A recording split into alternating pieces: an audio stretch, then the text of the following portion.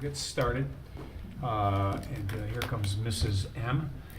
And so, for the record, the first part of tonight's meeting is a continuation of our goals and priorities. So on the agenda, we had assessor, town clerk, building, zoning. The assessor will not be in tonight. So we have town clerk, building, and zoning this evening. We don't capture the minutes for that. The actual goals and priorities will be attached to the back of the minutes that we receive. We'll then call the meeting officially to order for the work session, whatever time that is. And we will cover as much business as we can until we break at 7:30 for a legislative session. And then we'll resume back here after that legislative session. So get a comfortable seat, sit back and enjoy, and we'll go through as efficiently and as effectively as we can. So the first order of business on the agenda being goals and priorities, we'll start with our town clerk.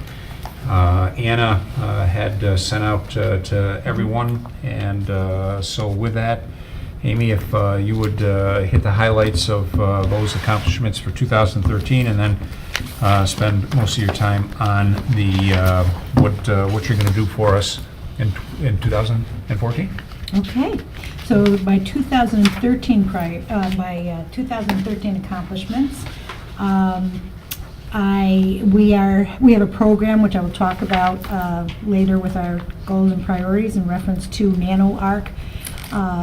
They are our records management company that takes our microfilm, our scanned documents, and turns them into wafers that are fireproof and waterproof and basically destruction proof. And it's been a great program. It's made space for us in our vaults, and I negotiated a lower fee with them and spread it out over 3 years so that it would not be too big of an issue for our taxpayers. Piggybacking on that, I now make sure we scan all our documents that we're giving to NanoArc so that we do not have a cost. They would charge us quite a cost if they do the scanning of documents. So we're scanning in-house, and it has cut the fee to a minimum. Another big accomplishment I have done this year was to put a list of solicitors that I've approved for door-to-door, their selling permits. It is now online under town clerk. So at any time, residents can take a look and see which companies are going door-to-door and decide whether they want to entertain them at their door, or they can also look and make sure that whoever is coming to their door does have a permit from the town clerk. So how many of those do you get on an annual basis? On an annual basis, it does vary, but 10 to 12. And what type of I don't want to use the word business, but what type of activity are they looking to do? There's all different kinds. We have ice cream sales. We have From door to door? Door to door. Really? We have, because they'll advertise that they're going to be selling this. We have different types of food sales. They'll go door to door for that. We have educational books, companies that do that, and then they have staff and employees to come around to door to try to sell their product. Cleaning supplies, lawn mowing, snow plowing, it's a gamut of all different kinds. Does the like the Skippies, they don't need to do that, do they? Actually, they need to get a permit if they're going to be in their truck. Right. And that's a little more complicated because they have to get permission on the property that they're going to want to have their truck, their location. And but that is something we also do.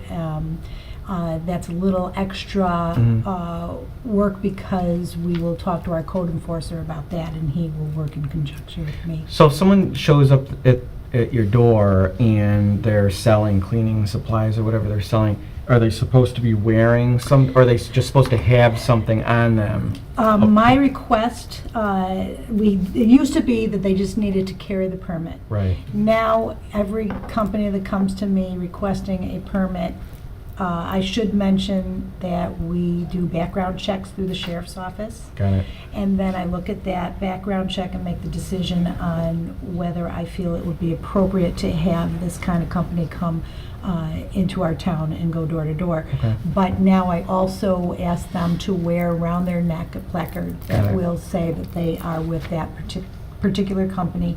And everyone that comes through my office has been told they need to have their permit on their body. They cannot leave it at the office. They cannot leave it with the company manager. They have to have it. And I advise our residents to request that permit, to take a look at that. Yeah, okay. So you have on file all the names of the people who would be I have going the, door to door? yes, I have the name of the company, and then underneath the name of the company is the list of all the people that will be doing, making the sales, or trying Right. to make the sales. And those are the people that the sheriff's runs? Exactly.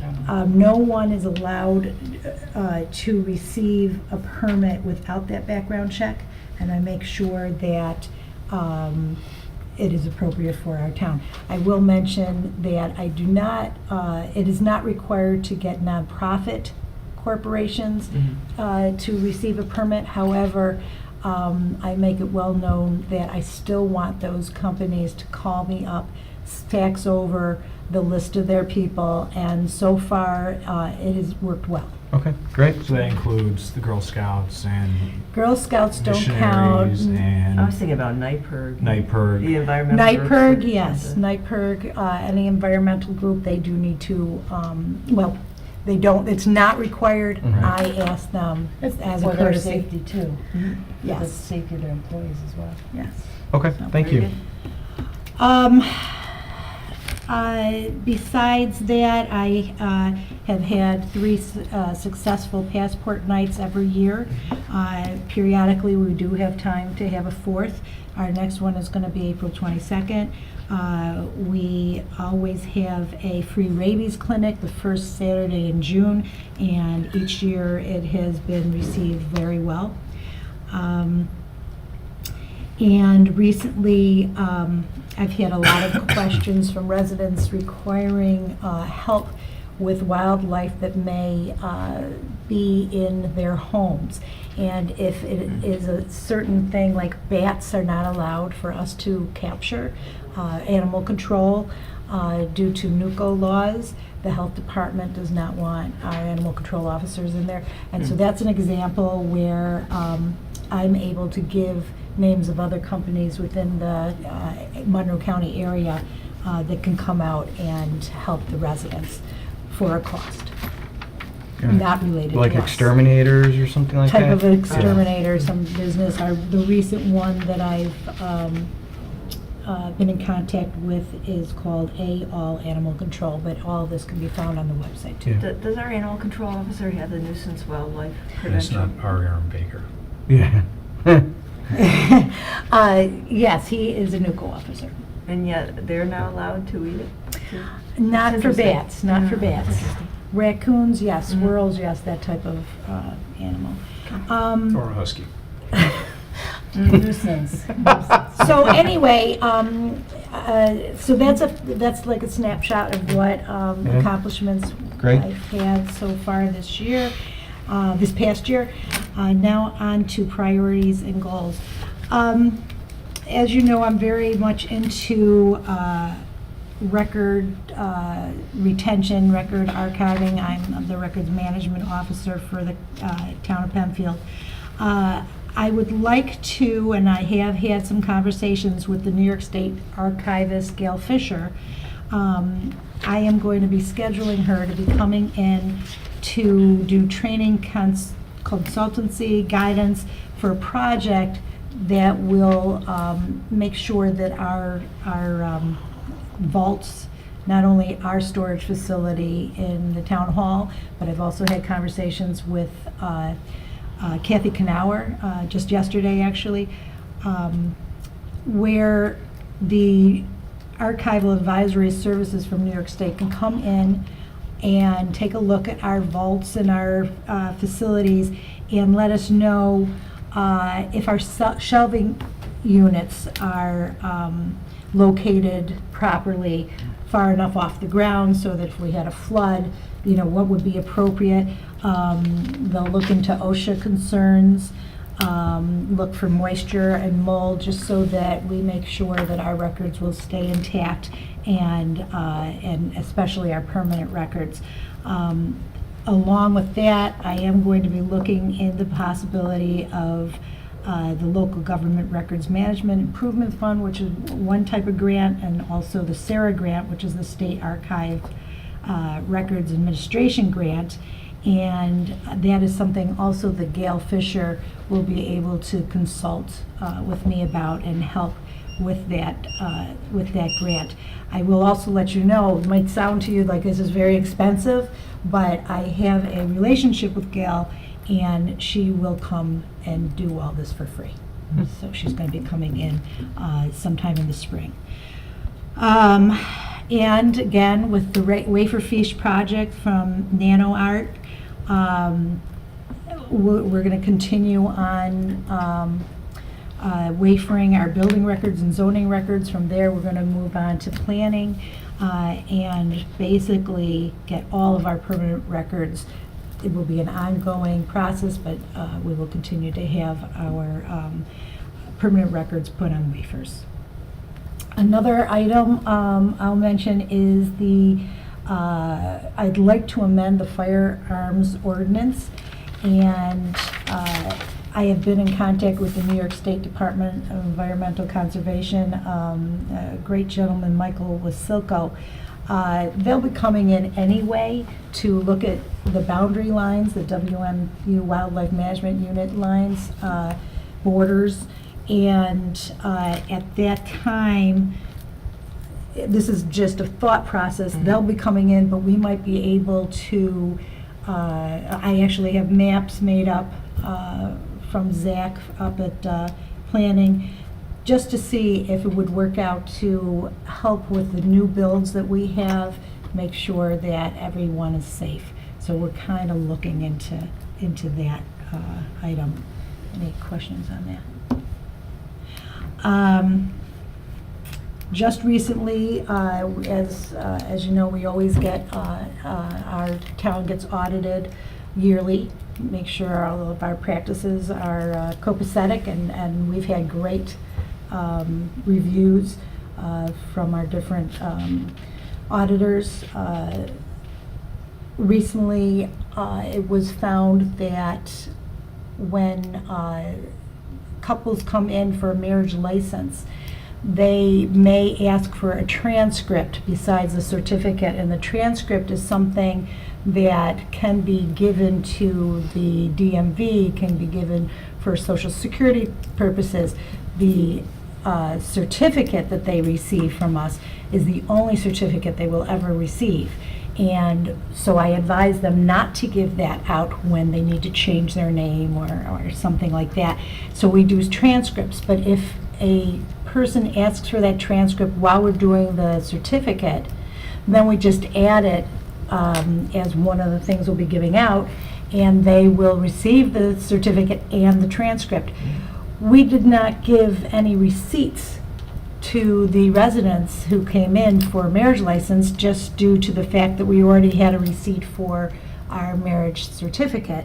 And it was suggested by Bonadeo Group, our auditor, that we have some type of check and balance for that. So I put together a form for when somebody requests a marriage transcript, and that will be available for when the auditors come in, and they will know how many transcripts we have given out. I am working with the Business Automated Services. That's our computer programs that we have in the town. I would like to develop a countywide database for tracking lost dogs. Often we will have dogs cross town lines, And we have, obviously, if you're a dog owner, you know you're frantic if your dog goes missing. And there is a capability to make a database that will piggyback off of the database that we already have for our dog licensing program, so that anyone in any town can, any animal control officer can look up the dog number and see who's missing and which dogs are missing, and then they can find which town the dog is in. That sounds like something the county clerk would do, and then all the towns could buy into it or something. No? Well, I don't know, I I mean, couldn't ask her. the way you're saying, they're going over lines, you know? Well, I it's mean, town lines, true, but I who find that starts it? we've You say it had. starts with Penfield, and then... Well, no. They make the database. VAS would make the database. The thing is that we have to have everybody want to go on board. Right. You have to have everybody go on board. Right. to So you have it talk work. to your other So, clerks that way? exactly. So during my Monroe County Town Clerk, Tax Receiver, and Collectors Association meetings, I brought this to their attention. A lot of them have thought they would like to do it. And once everyone is on board, then I would go to Cheryl Denolfo and I would say, okay, you know, all these towns would like to do it. What is your thoughts on that? So that's one of the other I like things that. that we're working on. Do we have time for more? Where I'm going to be replacing a polling site for educational, or the election district 26. That location has decided to no longer accommodate us due to, it is it's Hillhaven. They have a new type of clientele, and that it might be more conducive to have a different site. So I'm working with the Board of Elections on that right now, trying to find that site, and we've given us several suggestions, and hopefully within the next couple of months we'll have a new site and let you know what that is. I offered up Quattro's office. That's a good job. Yeah, that sounds like a good idea. I am requesting in the personnel section, part-time animal control officer, Monday through Friday evenings, to continue our quality service and the efficiency. We do have an officer retiring in March, and so we're looking into the possibility of refilling that position. I will be looking to hire a summer winter student intern, we'll use that loosely, to come in and scan and digitize our records for town clerk, planning, building and zoning departments. This has been very successful. I've been doing it for many years, and it will be a person that's a student who will come in and does this work for us, and it's worked out really well. We also are up for a new animal control office vehicle, and I've been working closely with the Department of Public Works to secure that.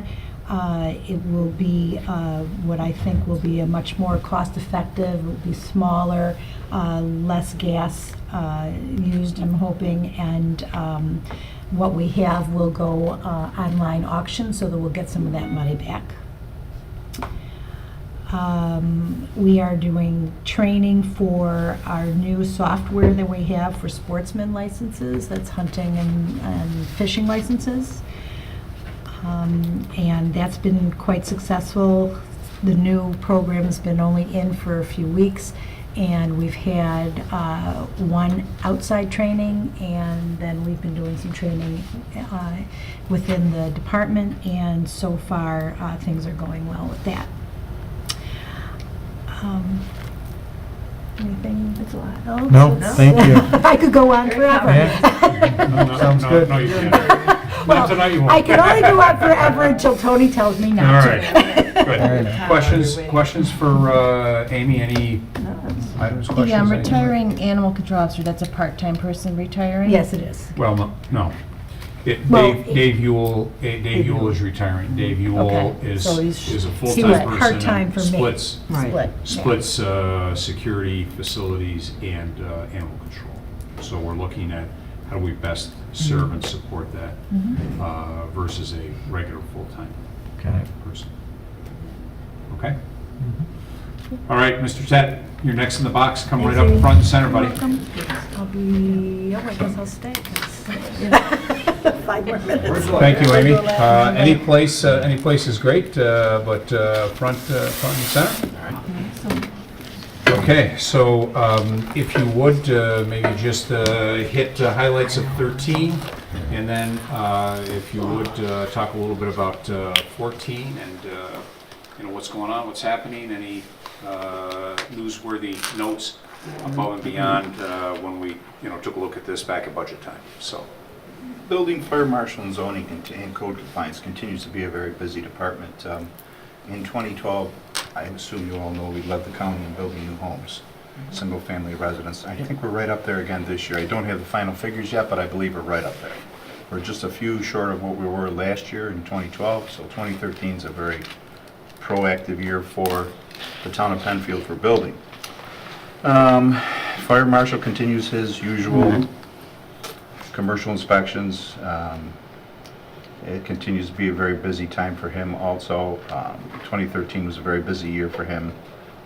As you know, we just had, as of Monday, we just had our 5th death in the town of Penfield recently with the accident that happened on Panorama Trail. So it's been a very busy year for the fire marshal. Code compliance continues to be awfully busy. Zoning continues to deal with, I think this month they have 6 on the docket in another week. So they continue to be very busy also. Summary, I mean, that's real short and brief, not as long-winded as Amy is. Sorry. So that's very short and brief how the town is fared in 2013. I assume you've all taken a look at the building and the code, what I've looked for priorities and goals for next year, for this year actually. And what I put down here is I continue to support the town of Penfield with the use of property maintenance code to ensure the quality of life. My goal is for the town of Penfield to be a place that people want to come and live. I think it's an excellent town. I want it to continue that way, continue to lead the county in those regards. And whatever we have to do for property maintenance, which really values your property, where you live. If something is not right in the town, we want to correct that. So we do that through what I like to call a firm and friendly approach. I think we've said that before. I think when you first interviewed me, I talked about firm and friendly. And then I continue the promotion of the life safety code through the Office of the Fire Marshal, also through building inspections. Continue building department inspection program for new buildings, additions, decks, pools. We're really leading the county with that. We really are. And it's amazing how busy we really are in Penfield. Our IPS system continues to be our main go-to system. I noticed Amy touched on BAS a little bit. We continue to be a heavy user of BAS. I believe the building department, I might be wrong, but I believe the building department is one of the heavier users of IPS system in the town. We're Yes, right it up is. there. So we continue to have sometimes our little struggles with BAS, but we work our way through it. And we've grown a little bit in the use of that. I mean, we've had our growing pains, but we've grown a little bit. We are losing Wayne Cicchetti as of February 28th. You probably all heard about that. He's retiring. He currently is doing the fire marshal inspections for us. And I'm in the process right now, as a matter of fact, Rose and I have identified 6 candidates that we're going to interview next week to take his place. So that'll be 2 retirees in the last 6 months, as we lost a longtime employee, Carolyn Fondy, last year, a clerk. She retired in July, so we lost her. We have replaced her with what's turned out to be an excellent employee. Very happy with her progress in the town. And she's a resident of the town of Penfield. She lives 2 minutes down the road. She loves coming to work now. Wayne's position is civil service canvassing? It will be. It will be a civil service assistant fire marshal. Assistant fire marshal, we posted it for assistant fire marshal, assistant building inspector, / assistant building inspector. So we have called on civil service to create a test for us. So we're asking for that to be done. When did you write the priorities and goals? Because on here, the personnel, it says just thoughts of a future fire marshal, didn't, That was Did you when write we it? did the budget. okay. That was the initial submission with the budget, and up until just recently, Wayne had indicated that he was considering retirement, but hadn't officially announced until recently. Yeah, I couldn't pull that trigger until he really announced that. Right. So basically, I waited until he did make it official, and then we started our search. So, and I encouraged him to turn in a letter to Rose to make it official, which he did about a month ago. So we've started our search for a new fire you're- marshal. As you may or may not know, Wayne is actually classified in, I think, an assistant building inspector. Right, He's placed in the fire marshal role after Pat retired. right. So he's assistant building. So are you interviewing for provisional appointment, and then whoever you Yes, choose that's would correct. take the It'll be test? provisional. They'll have to pass the test, the civil service It'd exam. be There's reachable. not an Be existing, reachable, yeah. Yeah, and be It'd be reachable, thank you. reachable. Mhm. there's not an existing list already is out not. there somewhere? There are existing lists for assistant fire marshal, but there's But no no. existing list for assistant fire marshal / assistant building Yeah, inspector. it's kind of specialized. So we kind of worked with civil service on that, and came up with that title. Very good. He's a valued employee, he'll Oh be my missed gosh, here. yeah. He'll be He's missed. got a lot of experience. He does. Well, I mean, if everybody recalls, I mean, Wayne really was doing the assistant building inspector role, and then when Pat left, he was doing some of that part-time and backing Pat up, and then kind of went right into that role. And I think we've heard, all of us, either collectively or individually, from all the fire districts, all three of the fire districts, how well Wayne really stepped it up when he got into the role. Better communications, good information sharing, And good all of relationship. those types of things. So I mean, that was very positive. It was very positive when he took over that role full-time. I mean, he still did building inspections, but really when he focused on the fire marshal piece. Which I pulled him away from. I wanted him to concentrate on fire marshal, so I did pull him away from the building inspection piece. He occasionally helps us out if we can't handle our building inspections. Right. But we're morphing that department a little bit. It's changing a little bit. It's different than what it used to be. And given some of the recent tragic incidents, he's been pretty busy in the fire marshal side versus building inspection. He has been. He was very busy down at the trailer park. Right. Extremely busy down Mobile there. home park. Yes. Excuse me, Mobile home manufactured park. home. Manufactured home. Tom, do I recall, you have fire marshal. 44 years of it in the fire service. So are you doing some of this? Will you be doing it while the transition Mhm. between them? I would like to get a person in here so Wayne can take him out Right. and give him the what-ifs in the town of Penfield. Sure. To initiate him Introduce into the him. town of Penfield. I'd like a town of Penfield resident, but I have to choose the best candidate. The candidate who's going to serve the town of Penfield the longest and the best. That's my Right. goal. So, as far as a new person goes. So, but 44 years in the fire service, 14 years as a fire marshal, so I can probably do it in my sleep a lot. So it's, the forms are a little different, that's all, in Penfield, than what I'm accustomed to. That's no A big little deal. bit better. That's correct, yeah, of course. I would agree with you. I think one other item of note that all the ZBA items are current. That's big. And will remain current, and will not falter behind. So That's correct. resolutions are coming Current. out and As of the January meeting, are current. They've been submitted to the attorney, the attorney has returned his comments, and they've been put in. The resolutions are current. And I promised the supervisor I'd sit on somebody's shoulder to make sure it stayed that way. great. Okay? Sounds I will- good. Questions, comments for Tom? Tom, anything else for us at this point that you want to highlight? No, I don't think so. No, besides training the new employee, that's going to be our biggest goal right now. That should be, hopefully we'll have somebody with fire service in here, code experience in here, and walk in and just get familiar and start to breeze through the town. Great. Inspections don't stop, they continue. Thank you for your time. Tom, thanks. Thank you, Tom. Thank you. Thank you. Appreciate it. Okay, that will end the portion of goals and priorities. What we'll do is we'll officially call the work session to order, 7:02 PM. And we'll reflect the minutes that all of the board members are present. Before us, we have the January 29th, 2014 minutes. Would entertain a motion of approval of those minutes. I'll move to approve the January 29th minutes. Second. Okay, been moved and seconded. Any questions, comments, or other items on that? Okay, seeing none, then the minutes will stand approved as written. Thank you to Lisa for that. The next item is monthly reports. We're lagging a little bit on monthly reports. I see Mr. Costello, PCTV, Public Works, Receiver of Taxes, and Recreation. I've got some work to do to get their monthly reports in. We would expect that they would all be in by the end of the week. We do not have any public hearings this evening. We do have some number of guests that are with us this evening. So with that, Mr. Costello, I will turn the floor over to you. Appreciate it. Our first guest, Dr. Howitt. So I would ask Dr. Howitt and his team to join us at the table. And while they're taking off their coats and getting ready for that, I would also then remind everyone that starting this evening, the work sessions are being videotaped, and they will be available online in addition to those that are being videotaped normally for the legislative session. So with that, Mr. Costello.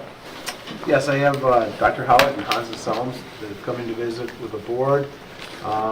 Since the last time they were before the board for a concept review pertaining to their proposal at 1185 Empire Boulevard, the board did express a lot of concern about traffic safety as it related to this proposal and traffic safety on Empire Boulevard in general.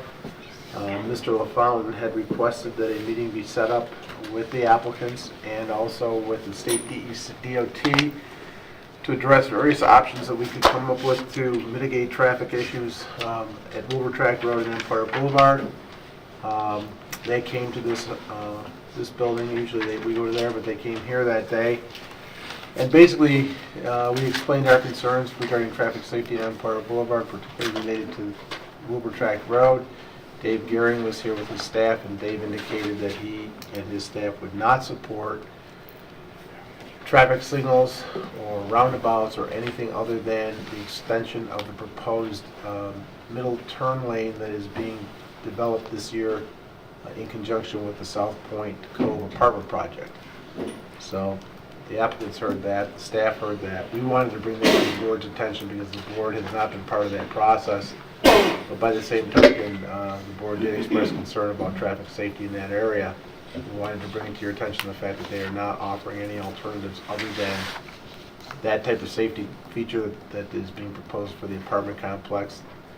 Dr. Howard has indicated that he'd be more than happy to develop his fair share of that process through Empire Boulevard to continue that on. There is a little bit of a glitch in that the bridge kind of constricts the driving lanes down there a little bit, which means that we may have to extend a pipe underneath the roadway to bring out the lane a little bit. That would be done on one side. But the key issue is for us is that Dr. Howitt is proposing to develop a site. There are some tweaking that he has to do to bring it to a situation where he's going to try and get apartments in the LDD district and the housing in the single family district. But doing that, he's looking for direction to see where this board is so that he can move forward and make an application so that he can have an application processed by the town. I think I've kind of covered it. I think it is. Do you want And to add anything? just for the record, Jim, you're talking about Mr. Gehring with respect to the New York State DOT. Right. Not the county DOT. That's right. The county has nothing to do with this The project. New York State has weighed in and has given, as having jurisdiction, what can and cannot be done in that area with respect to traffic. Exactly. What role does he play at the State Department of He Transportation? is the regional permit administrator Okay. for this area. And could you spell his last name? David, Goehring.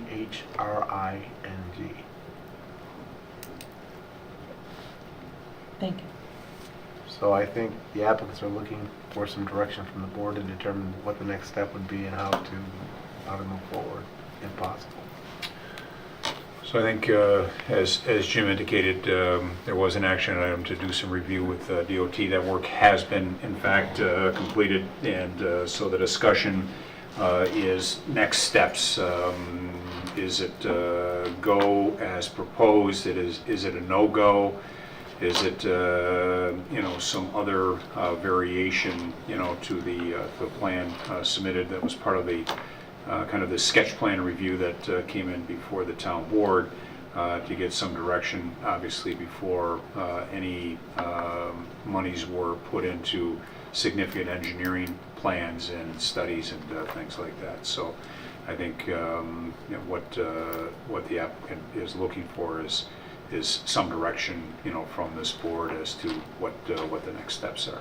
So clarify for me, the DOT's assessment was based on what plan being provided to them? May I? Is that your original plan? Perhaps it'll be helpful if I give you a 1-minute synopsis of the traffic study that was done. And who did the traffic study? I'm sorry. Ferrante. And who hired Sorry. Ferrante? Sorry, We did. You retained them to do the traffic study? Okay. And that was the recommended party who has been most familiar with the traffic on that section of the highway. We had them do what's called an extended traffic study. That extended simply means that, as well as all of the general traffic information, they do an accident review for the area involved.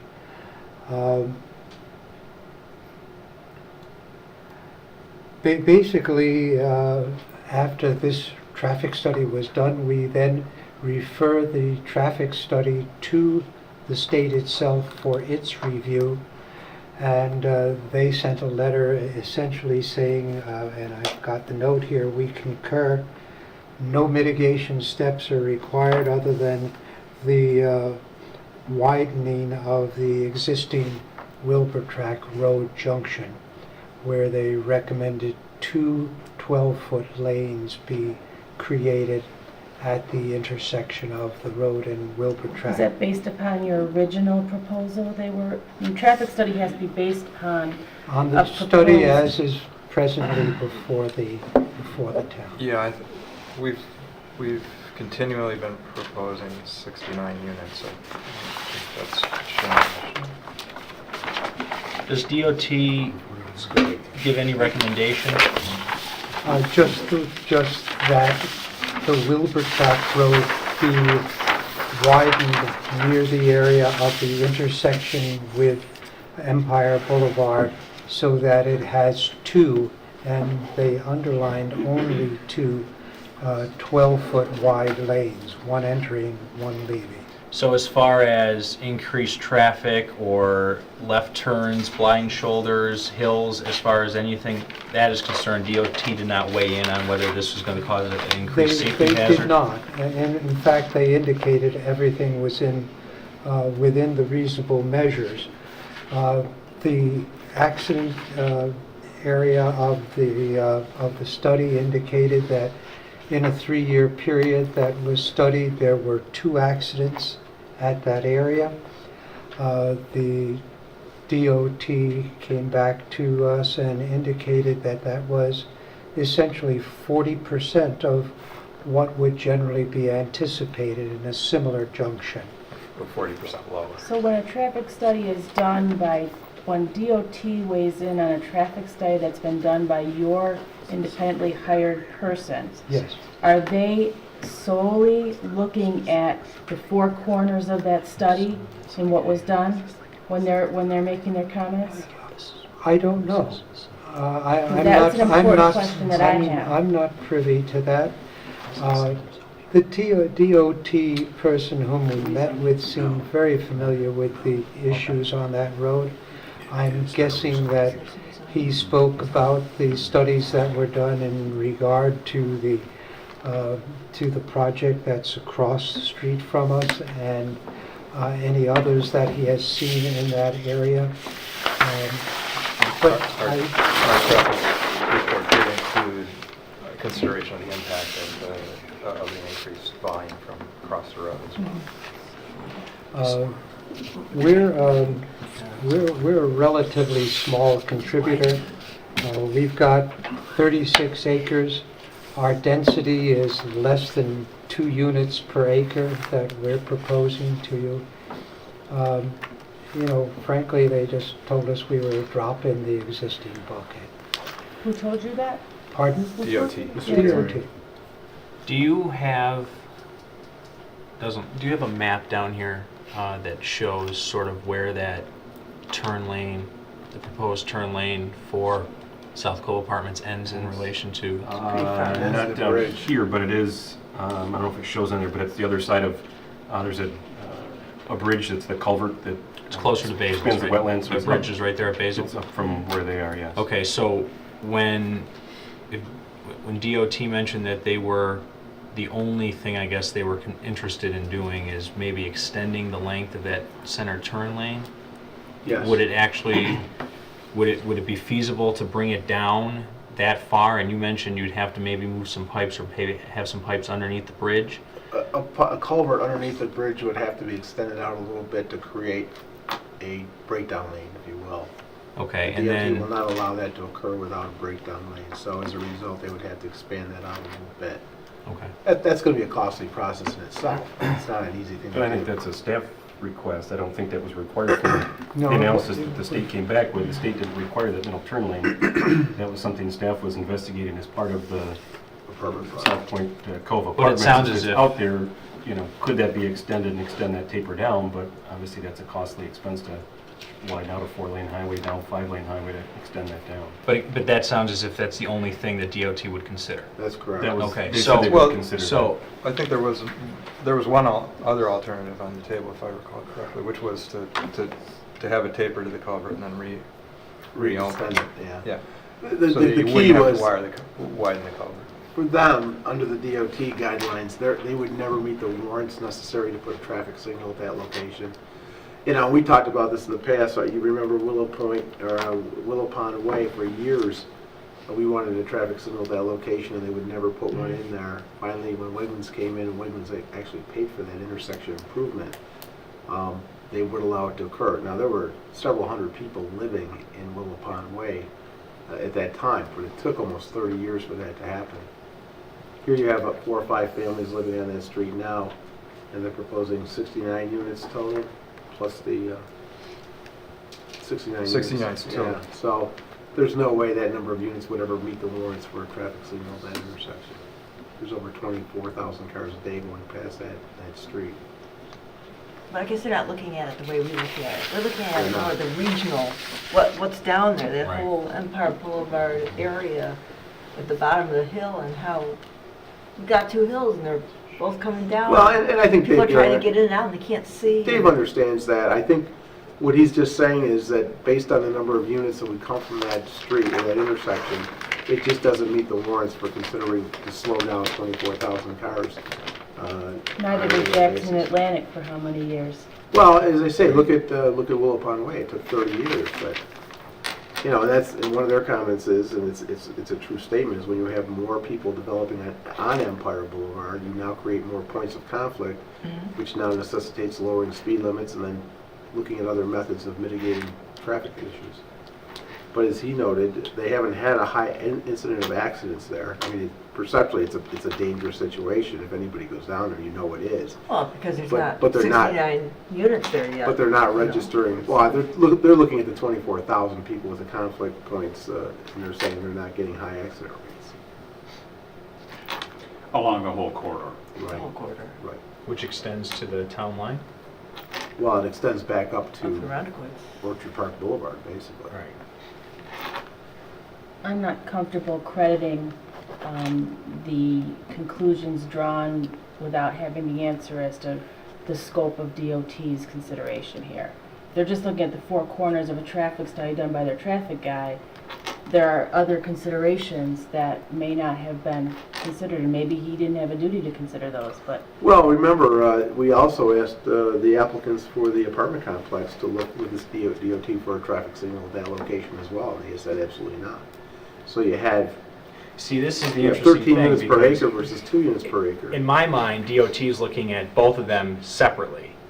I know that sounds ridiculous, but And they should knowing New York yeah. State DOT, they're looking at each individual space separately, so, They've had the studies of the entire corridor. They know what they're looking at. They're just telling you that the warrants aren't going to be there for a traffic signal, and they don't want to slow the traffic down.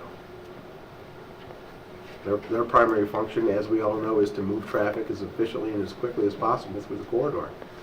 And, you know, for the number of units that would come in onto that street, I suspect if it were 300 units going on that street, it wouldn't meet the criteria for a traffic light. yeah, I don't want to sound like I'm picking on you. I'm not picking on you. No, I understand. No, it's- I'm not picking on you either. Unfortunately, none of us have any control over this. I know, it is a frustrating, it is frustrating. He's a state DOT apologist. Yeah. Well,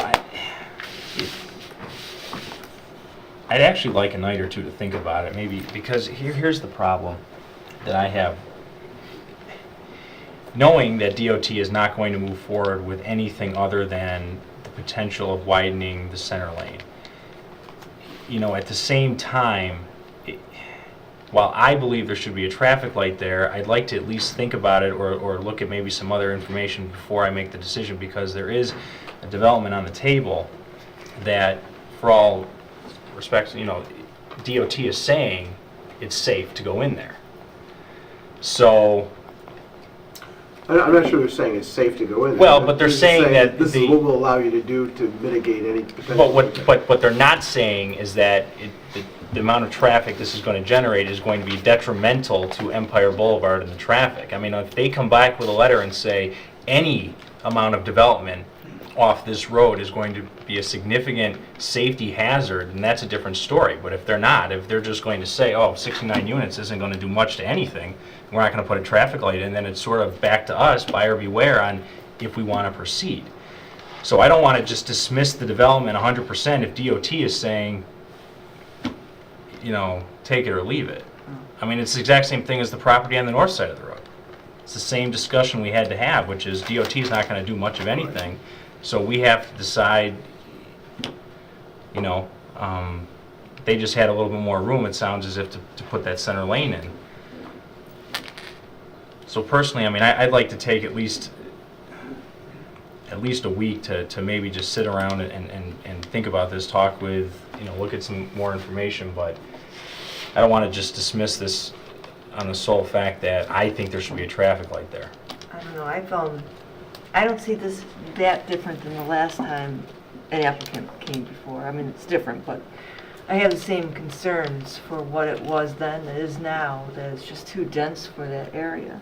You know, I appreciate what you want to do, give them open space up on the top and, you know, off Old Westfall, that area. And I appreciate that part, but I just don't feel comfortable putting that many units onto an area that accesses on Empire Boulevard. And I know it's frustrating to any applicant, and maybe, you know, it's time, we're doing these mixed-use projects around town. This was one we wanted to do, but we didn't do it yet because we wanted to get two out of the way first. But to really spend some time, down there, what would work? In my mind, this doesn't work, you know. If it's just a couple of houses, or if it's a small commercial area, I'm not sure, but right now, I don't care what DOT says. It's very dangerous down there, and there's a lot of projects coming up that want to go through as well, and I'm just not comfortable in supporting this at this time. I would like to look at what could go there. I would rather see this be taken off the line and go look at what could possibly go there, but as it is, I'm not comfortable supporting it. Is the concern the number of units that are going in? Yeah, it's, So if we came back to you with half the number of units, might you be accepting of I'd like to that? see the layout and how it all works. It always seems, apartments and condos and it's never set well. It just seemed like an apartment complex, anything off that road would be something small area, not something large. And it would all depend on how you lay it out. Going up the hill and everything, staggering it. Yeah, I I wouldn't want to send you down the path of, I wouldn't want to keep this is going too on. dense, and have you go back and take it, that as a message to reduce the number of units, because then you are incurring more expense. Right. You're incurring additional costs with respect to any prospective project, and that would be not in good faith, I think, on my part, to say, in addition to density, that's all we care about is density.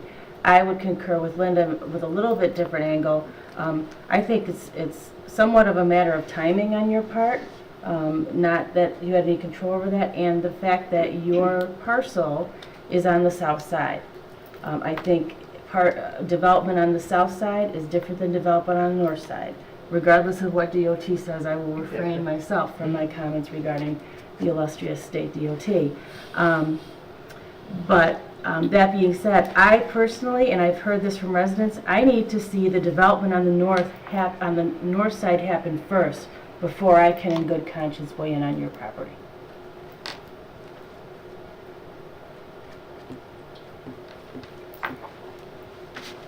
I guess, my attitude in looking at this and thinking about this proposal since it first started a while ago, that I kind of concur with Linda to some extent. I don't see this being any different than proposals that we've seen in the past come before this board.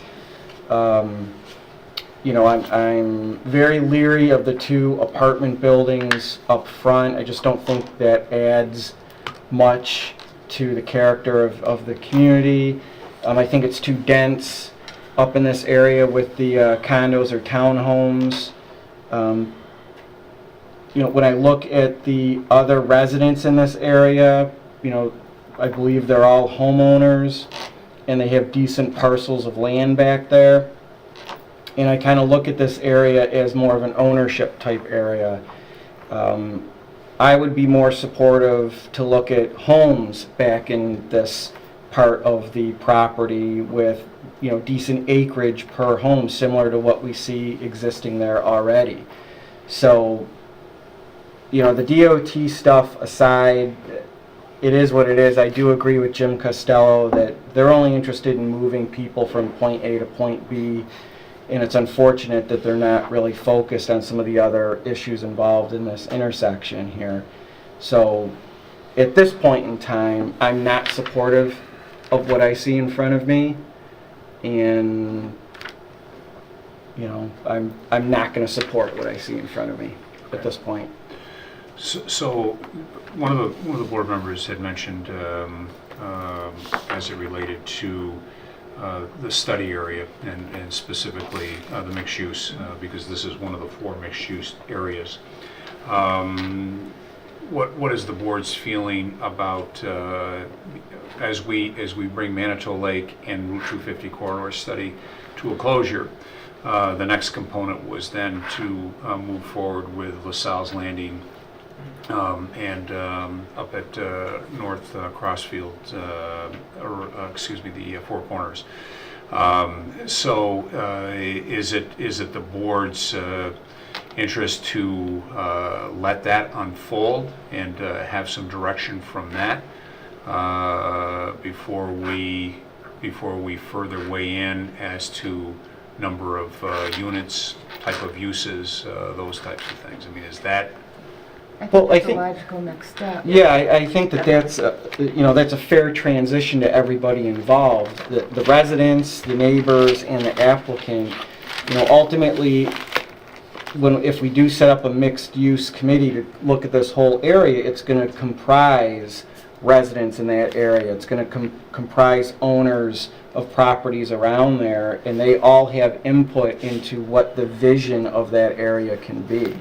But we don't know what that is, and that's really the task and the goal of what the mixed-use committees are right now at 250 in Manitou. Town board's not making they're the the stakeholders. recommendations. The residents of Penfield and the committee members all volunteer, and Penfield residents are making the recommendations. So I would be much more comfortable. I think that's, you know, the appropriate transition into taking a look at this parcel along with the other available properties in that area, I just want versus what we see right here. Just want the board to understand, though, when you're talking about mixed use, you are talking about higher density development. So Potentially, but it's. if you're it's- concerned about yeah. higher density, But it's- it's a result of necessarily. a study and resident input versus us sitting around a table going, maybe, you know, you're, you know, warmer, colder. I think it's only fair to the applicant. well, I don't disagree, but I'm just saying the board expressed concern about higher density down here, this being too high of a density. Higher residential density, I think, is probably the concern. Well, whatever the density, you still have to get in and out of there safely. But Jim, it's looking at the area, dedicated look at the area. We haven't done that since LaSalle's Landing was created. You know, as things develop down there, it's time to spend a little more time looking at that print and figuring out where we want to go. And what best than start with the Citizens Committee? It doesn't mean, I'll be surprised if I see this huge full build-out of development happening in the mixed use. I'll be surprised if it's as intense as you're indicating it possibly could be. But I think it'll be something that the people will look at first, and they'll get an idea, and they'll bring it to us, and then we'll be concentrating on it. We'll spend some more time on it, rather than the town board sitting here and saying, no, we decided we want to spend some time ourselves and say, this is what we want. Let's let Well, it flow let me from ask the this bottom question up. of the board. Right now, this property is bisected by two different zones. If, for instance, he were to not do anything with the LLDD district as part of that mixed-use district, if you were to come in and just say, look, you've got an R120 zone right there now, I want to build the 33 houses that I'm entitled to build, that would be a planning board function. Correct. Is that some, well, I'm asking the board, are you He has concerned every right about to do that? Are you concerned about that as a density issue? Are you concerned about that as a use issue? I'm just trying to get some direction so that everybody knows where we're going with this thing. I'm concerned that we consistently allow property owners to develop their property as it's currently zoned. Okay. Okay. Okay, so we're up against a hard stop. We've got a legislative session that I've got legally advertised. We're going to have to take a break from this to conduct that piece of business. That piece of business will last about 10 to 15 minutes. We'll reconvene back here and we'll pick up, rather than trying to, you know, finalize this in the last 30 seconds. I might suggest that we pick up this conversation after our legislative session.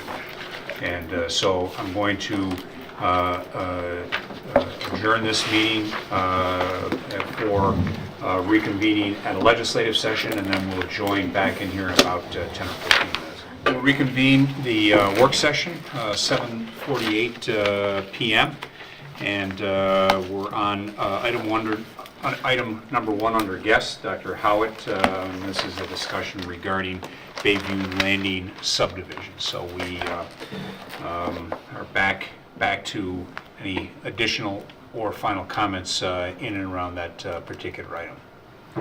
I just have one question. Are the units, not the apartments, but are the units for ownership or rent? They are for rent. Okay. These are units, the type of which do not exist in the town at this time. They're large, they're fairly high-end in their finishes. They're a type of unit that we're presently building in another town, and they've been substantively overwhelmed with the acceptance of them, which is why we thought this might be another spot. It's a demographic we find that's being accepted by the empty nesters primarily. So we find our demographic primarily in the seniors. We do find that there are some young families that come into these as well because of the size. They're 2 and 3 bedroom. They run between 1,750 feet and 2,000 feet, and they've got a full basement. It lets people come in with all their stuff, if you would. We're finding it's for people, again, who are tired of being in their own home and taking care of all of their own needs, everything from outside maintenance and lawn care and snow care to essentially changing their light bulbs if they don't wish to. I think as I had looked in one of the planning books for the town of Penfield, I noted that the place where you're fairly light is in the area for seniors and young families, and this is the demographic. We do get a demographic of 2 married working professionals. That seems to be a need for non-ownership housing. But you don't have anything of this size and of this quality in terms of finishes existing in the town, and we thought this would be a nice addition that might, Now, where is the other, in the town of Chi-Lai. Charlie, whereabouts in case we want to go look at it? Please come. Where is it? Are you familiar with the Wegman Plaza on the corner of Chi-Lai and Paul Road? Mhm. No, I think I recall. We have the- over 32 units up now, and we're just going in the ground to build an additional 78 units on the same property. And they're 100% fill and have been from the day we got a certificate of occupancy. And those are also rental units? I beg your pardon? Those are also rental? Yes, sir. All I rental. think I recall at a previous meeting, you mentioned that each one of these units was going to have its own tax parcel number? Yes. For the intent maybe down the road to sell them? Was that? No, we No? have no intent of that at all. Okay. Very frankly, we put that in there so that we can get certain benefits. Among the benefits are that we have individual water services for each townhome. That permits us to do individual metering for each townhome, and that represents approximately, studies have shown, about a 15% saving in water usage when people are responsible for their own water. It also provides for the maintenance of these systems over the years to be accomplished by the water authority. The same is true for the septic systems. We build these to the specification of Monroe County Pure Waters, and this is then maintained by Monroe County throughout the years for once it's accepted and once it goes through its 2-year maintenance period. There is no question that putting them on the separate tax map does put us in a position where it's possible at some time to sell them as condominiums, but there's an awful lot to be done before you get acceptance from the Attorney General for an existing project for a condominium. It's a possibility, and I'd certainly not deny it. However, our philosophy and our pattern over the years has been we build, we operate, we manage, and that's what we're doing it for. How long have you owned 36 acres? Pardon? How long have you owned this parcel? Oh, about 4 or 5 years. One last point about the demographics of the renters is that, you know, that demographic has a much lower impact than those people that might occupy single-family homes in there. So, in terms of traffic. That's a good segue to what I was just going to ask. We're getting a little bit ahead of ourselves, but just in terms of what we need to consider as town board members. You mentioned that there would be families. How many families are in your Chi-Lai unit? You know, Or percentage? Percentage, There's, Like if I drove there, would I see lots of kids? no. I would say there's either 2 or 3 units out of the 32 that are up. And you'll probably see less of that in the back section. That's right. Because one of the, certainly Less one of strain on the the, school system. one of the things we weigh is a family in one of these units would not be supporting their weight, so to speak, in a school district. Why? Would you, would the parcel of... It's not going to be zoned as condominiums. So an apartment of a family of 4 or 5 with, say, 3 school children.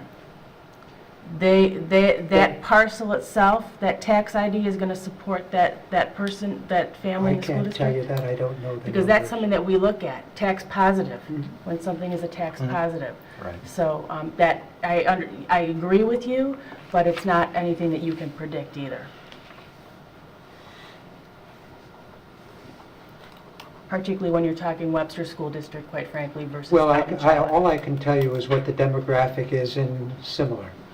And what we'd anticipate here would be similar to that. And the fact that they're 2-bedroom, 2 and 3-bedroom units also sort of limits the number of children that you could have living there, sort of self-limiting.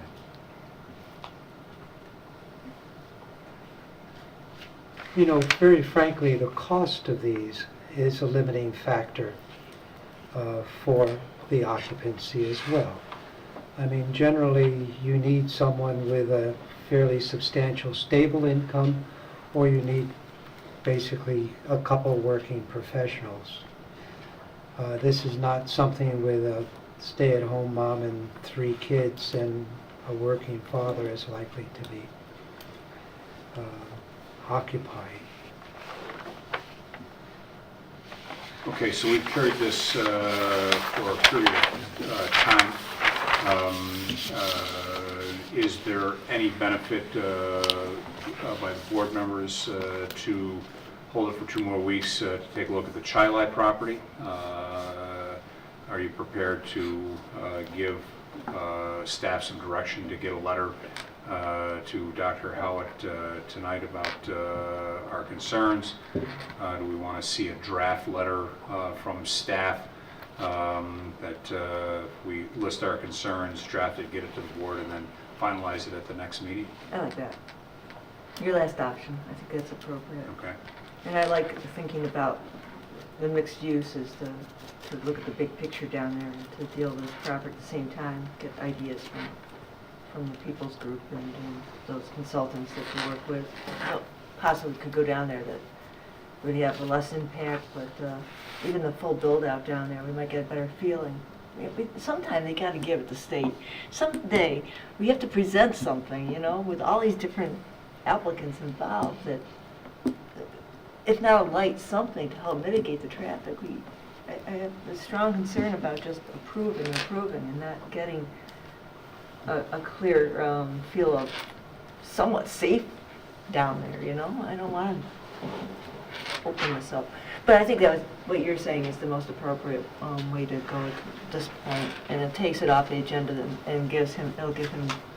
Well, we'll carry it as a held item. We'll Yes. carry it as a held item until our next meeting, 2 weeks from tonight, and give staff an opportunity to draft a letter with noting what our concerns and/or directions are. Some of the items that I captured as I was listening to the conversation around, certainly the concern about density.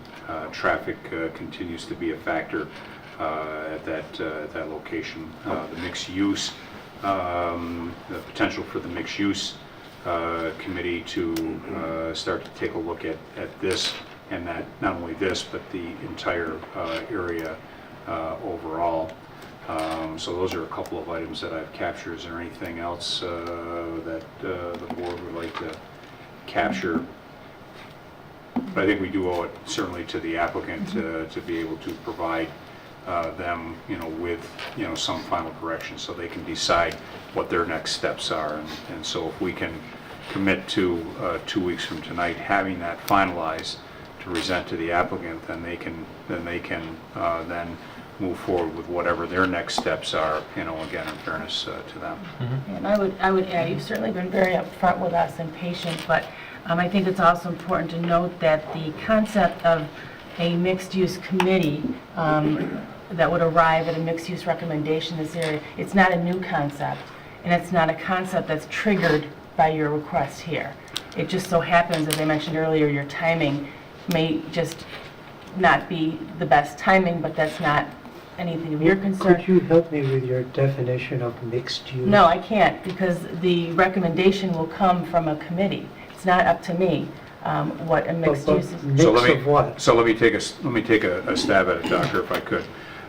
We identified, as part of our comprehensive plan, we identified 4 areas to be considered for mixed use. Currently, 2 are underway. I would say approximately at the 80% completion stage. So I would just ask Mr. Valentine, Mr. Costello, that if I'm getting too far out in the weeds, please let me know. But I think they're at about the 80%. So it's a team of residents, group of residents, one for Manitou Lake and one for the Route 250. And they're looking at that area. And as part of the mixed-use concept is truly that. It can be a concept of mixed residential use, included mixed commercial use. So you could have an area that might have some apartments, might have some townhomes. Those could either, and some single-family homes, they could either be some or all, either rental or some combination of rental ownership. It might also include some residential and fitting with that area. And as part of this citizen group that's going to be making recommendations back to the town board probably in the next, I would say 45 to 60 days, we'll have some recommendations as to what those areas would look like by way of use or combination of uses. So that's what the intent of that is. Additionally, there were 2 other areas identified besides those 2. One was the Four Corners area of Penfield, and then the 4th area was the LaSalle's Landing area. So by way of a little bit of background. Thank you. Absolutely. And I'm sure that, between Mr. Valentine and Mr. Costello, I know you've probably spoken to them, but they might be able to give you a sense of where that is in the process. I'm using 80% because I think that's kind of about where that committee is. I think their next step is they're waiting for final comments to come in from the committee. That'll then be rolled up in the document that'll be presented to the town board. So, okay, anything else? So certainly there is an offer on the table if anyone would like to see the units over in Shiloh. It sounds like there's an opportunity to do that, and we could coordinate with Mr. Costello or Mr. Valentine and Dr. Howitt to look at that. The staff will look to put together some summary comments on the mixed-use comment, the density comment, the traffic piece. Again, recognizing that we do have some comments. I would think that one of the things that the board might want to look at or talk about is possibly getting a letter from the DOT so that we have that as part of the record as well. So, okay. Other comments, other input, board, on this one at this point? Okay, and then we'll carry it on the agenda. I would just ask our clerk and our staff that we have this as our first action item under Law and Finance for our next February work session at the end of the month, which I believe is the 26th. Okay. We All right. thank you for your time. Thank you for All coming. right, Doctor, thank you for your time. Okay, we will next move on to item number 2, Mark's Pizzeria proposal. I'm sorry, Mr. McClellan, our guest is not here at this point. Okay, so then, Nice. so then So can we just hold off on that? we'll get to the next absolutely item. hold off on that. I don't think our friends from Passero and Company will object to that. If they do, we could certainly wait. But That being said, I think the next item, I'd ask Jess to come up. And then I'll let Mr. Costello kind of Don't even suggest it. set the stage in this. Or would you like me to set the stage in this? Yeah, no, I was suggesting you would want me to actually operate the system. No, I'm not gonna, I don't want you to touch anything. I don't want you to touch anything. Okay, so, we've got Jess Sudo, and I see that we have the president himself, John Caruso, here with us this evening. The board, I think you had at least a FYI about this. This actually came in before PRC for their review, which we will typically do on large projects to allow PRC to look at things like DPW matters, sewers, roadways, drainage, things like that, as well as the other team that sits around, building, fire marshal, etc. Before the applicants go any further, they wanted to give an opportunity before the town board to give an overview of what they have in mind. And I guess with that, I'll turn it over to Jess, because his name's on the agenda. I'm going to Jess, you quickly can pass turn over that to John. If you feel the need to do that. So John's going to get us started, and I'll interject a little bit, and then John will probably round it up so we can take water breaks in between. Okay, and everybody that's here got an opportunity to see the screen? Okay. All right, thank you. Thanks for having us and getting us in to meet with you. I know it's a bit of a production, but we have a project that, and what we're bringing you is as a smart growth plan. A smart growth plan is, when we have the opportunity to do it, it's sort of glorious. This is right out of your playbook, a plan that follows the comprehensive plan and goals from the town's comprehensive plan. It has site selection criteria, and we're bringing a plan to you that has considered site selection and avoids major EPODs and physical features. The driving force behind this project is when the goals from your comprehensive plan meet the market demands. And when those two things come together, people go to work. And so, you'll see that those two will come together in what we're proposing. The Smart Growth Plan is also fiscally responsible. And we'll take a step and we'll show you how we've evaluated that and considered that in our proposal.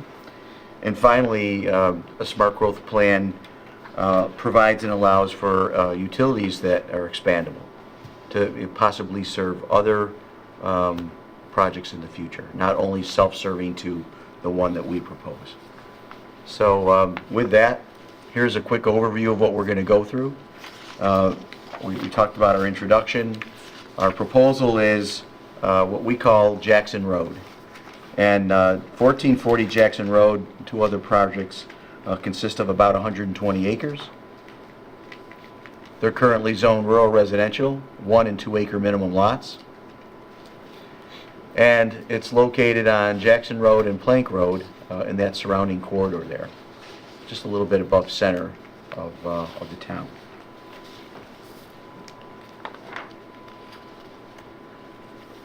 The parcel is lightly wooded in some of the areas. It does not have any environmentally protected overlay districts. And the major frontage that we consider is along Jackson Road.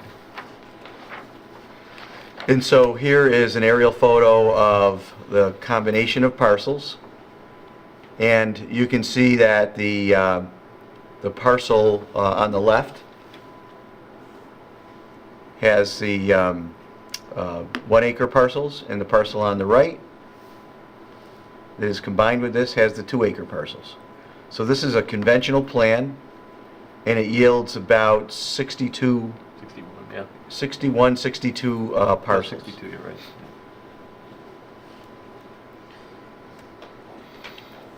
So the proposal to do incentive zoning includes a utility, sanitary sewer extension.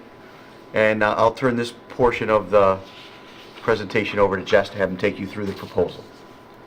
Sure, and just to backtrack a bit, just to give you some of the setting if you haven't picked it up. Here's Plank Road here, then Oak Jackson Road off to the west, and 250 over here, and then Northrop is a little bit further south.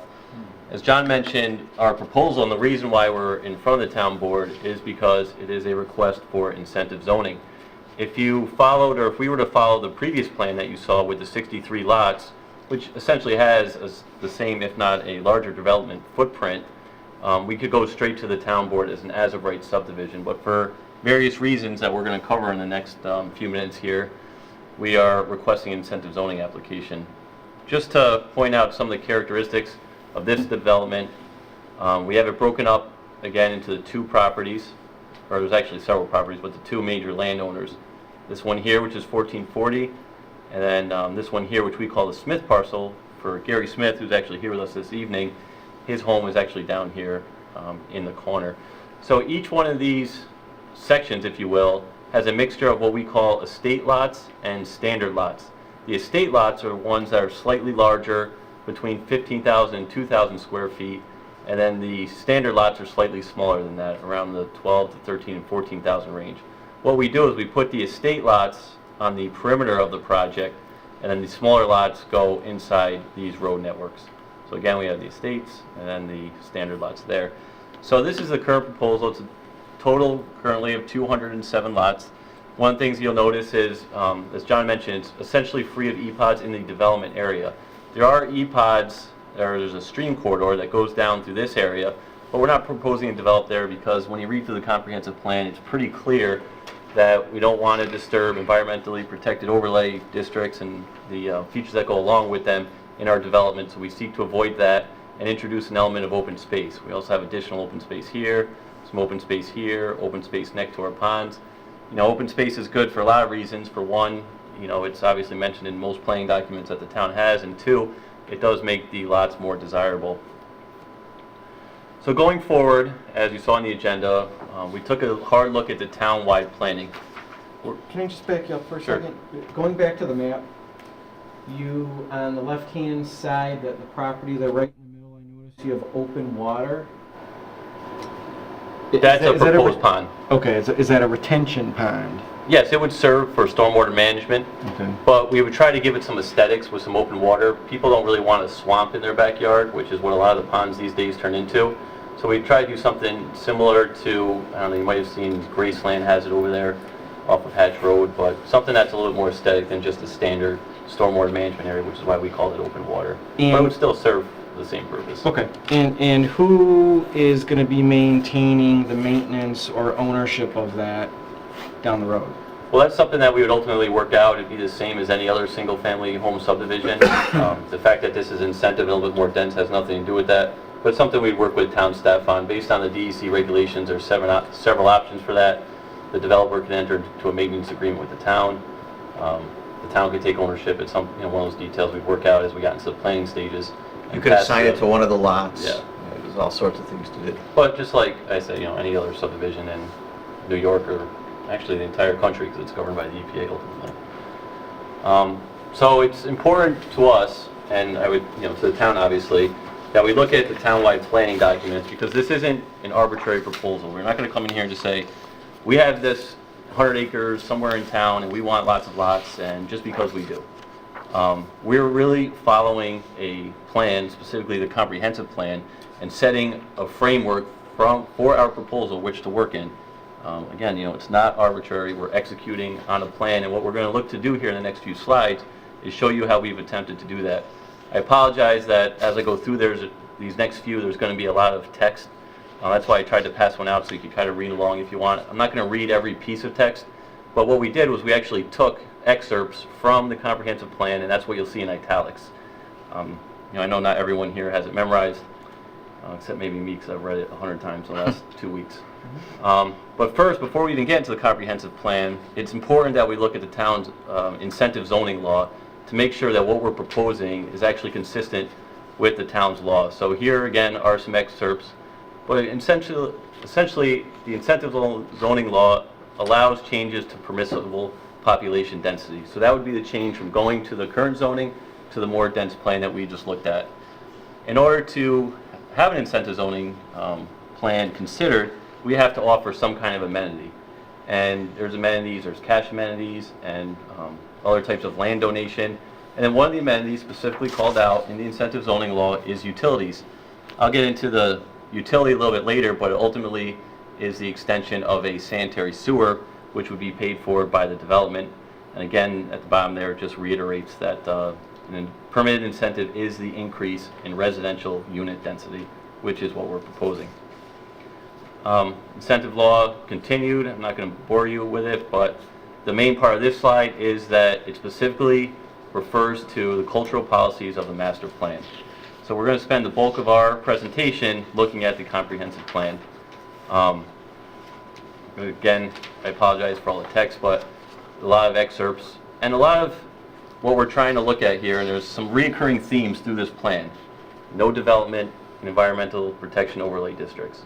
There's two demands that was actually mentioned in the previous presentation that the town has. Younger families and seniors. And the smaller lots, we're really looking to serve more of that younger family.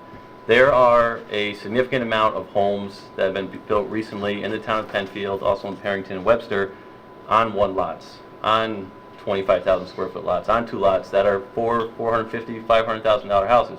Very nice houses, but there's a significant amount of inventory out there. There's not such a big inventory for the houses that are a little bit closer together, a little bit closer to the street, and ultimately more affordable.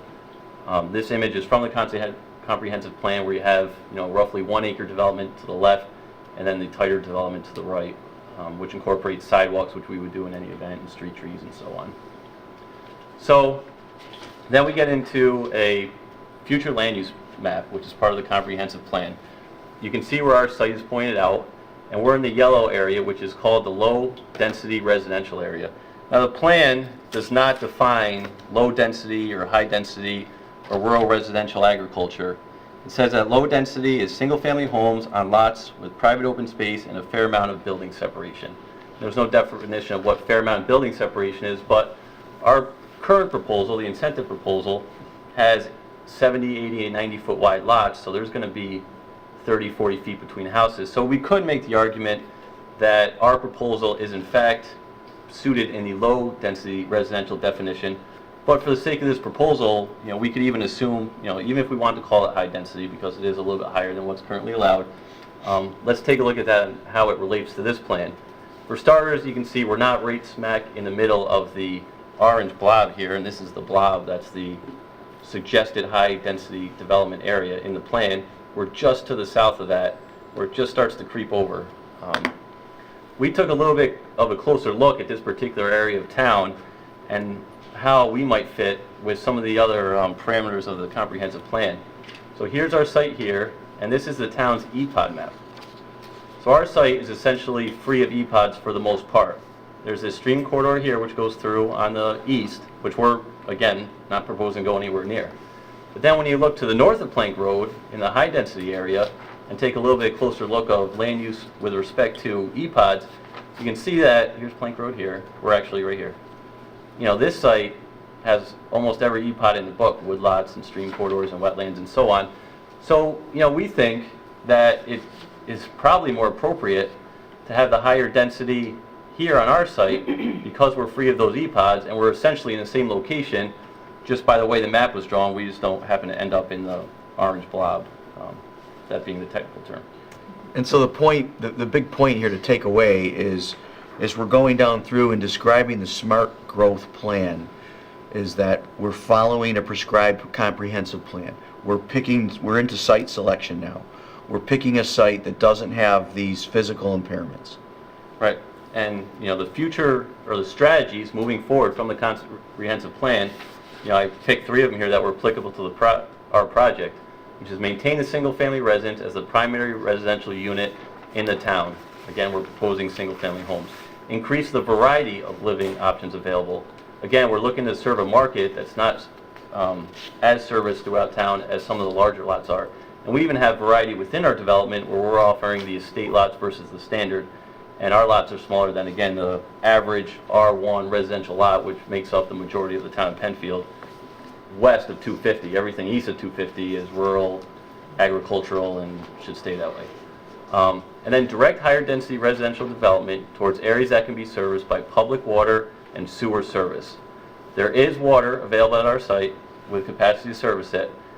And as you'll see, we intend to bring sewer to service our site as is directed in the master plan in other areas where it directs sewer as being the main stimulus for additional development.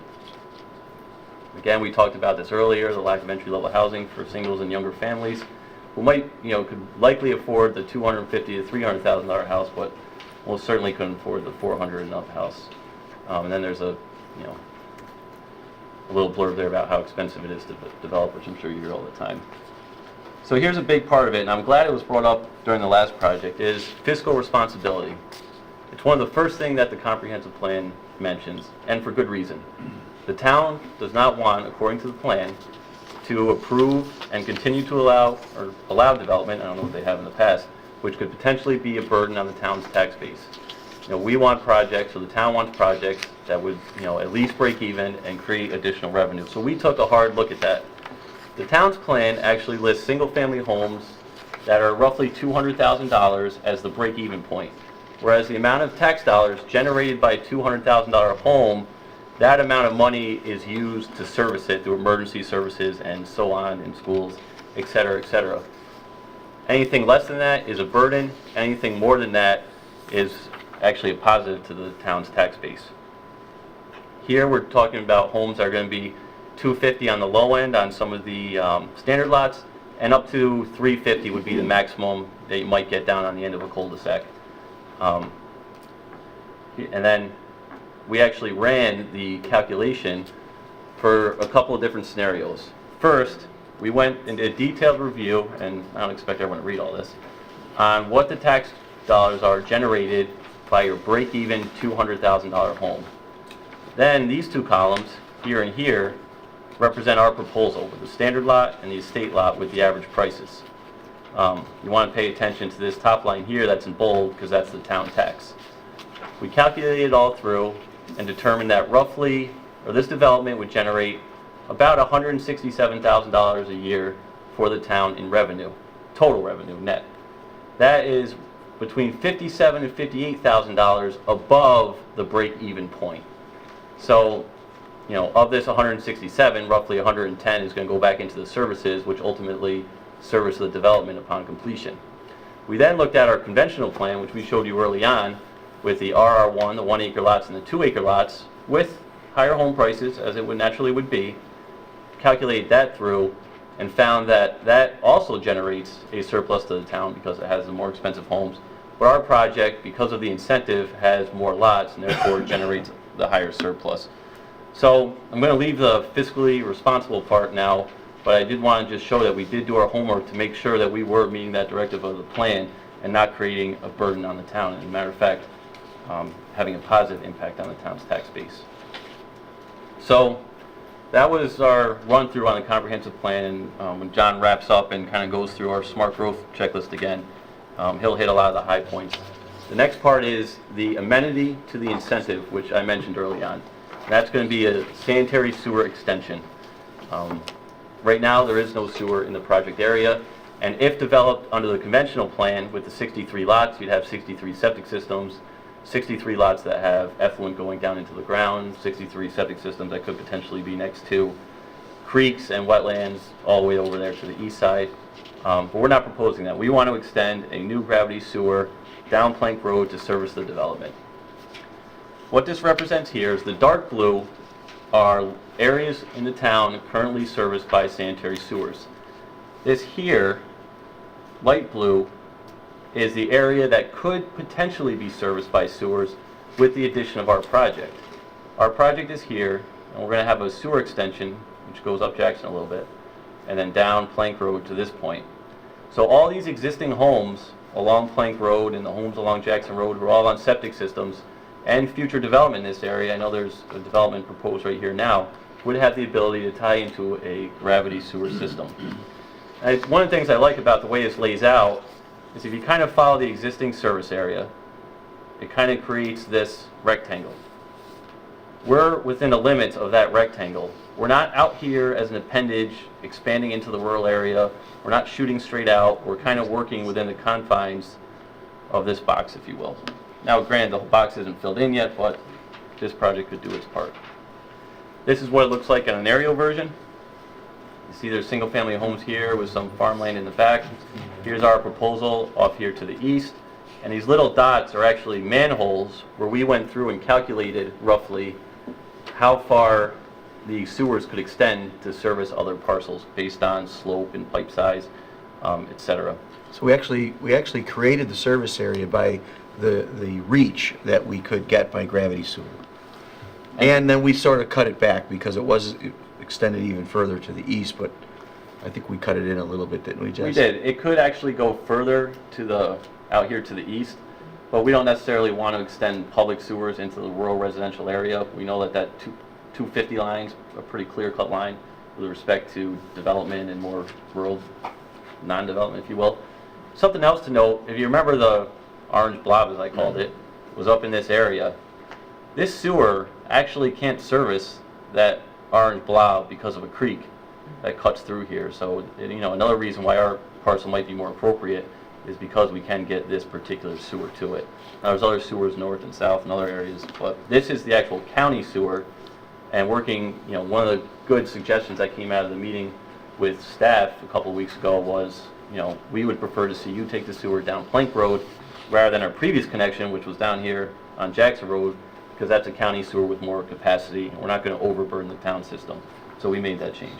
And it's also interesting to note that when you looked at that orange map where it showed the density potential for growth, you know, it shows that whole area being orange. But when you really look at it, and this is what Jess did, when he put these manholes and saw how far could this sewer reach, what you find is the same situation as if you put a circle inside a square, is that it doesn't fit perfectly in that area. And so there's always some areas that you're not going to be able to service. And that's exactly what we see here, where that area to the north can't be serviced because of the creek by this sewer. So it would have to have its own district. Isn't the area to the north being serviced from Cranberry Cove? Well, ultimately up into Webster is where Right. it would have to. Cranberry Cove is being serviced in Webster. But what about Abington?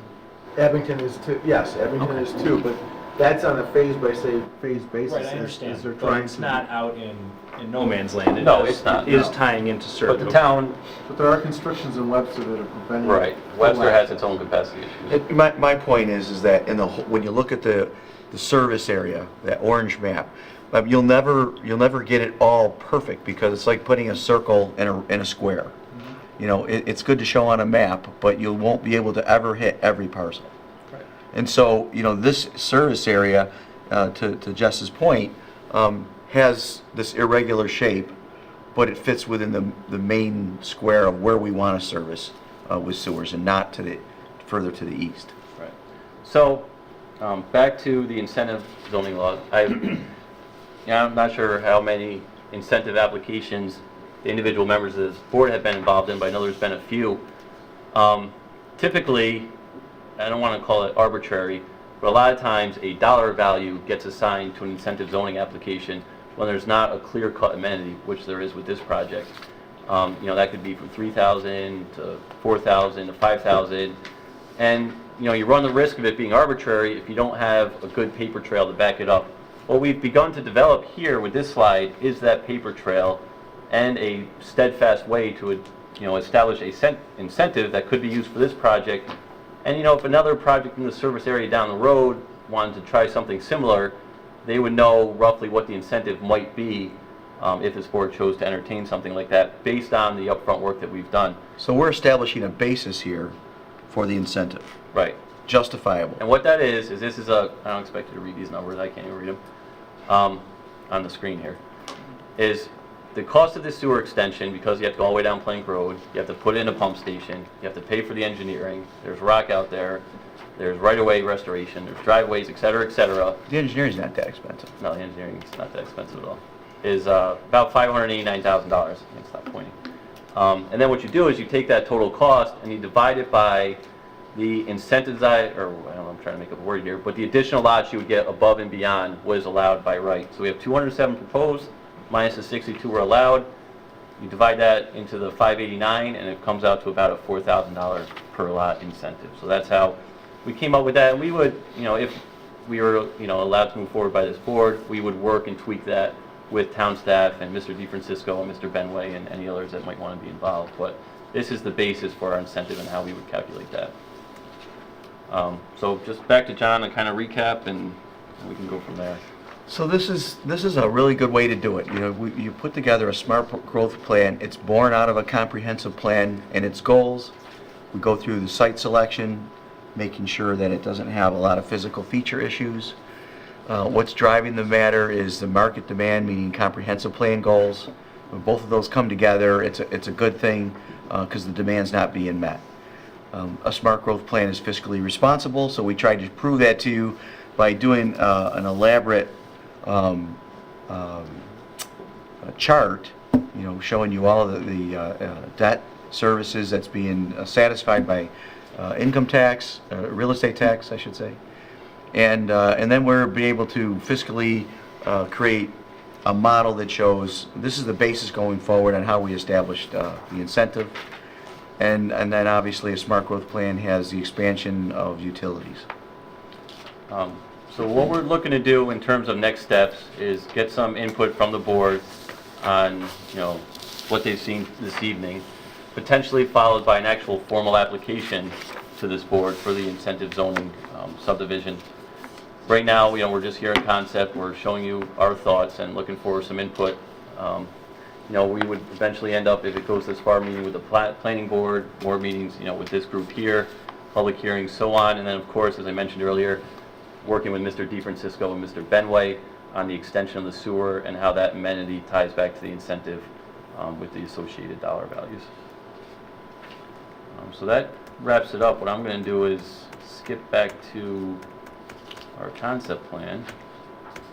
And John and I, of course, are happy to answer any questions or elaborate on anything you might have seen this evening and so on.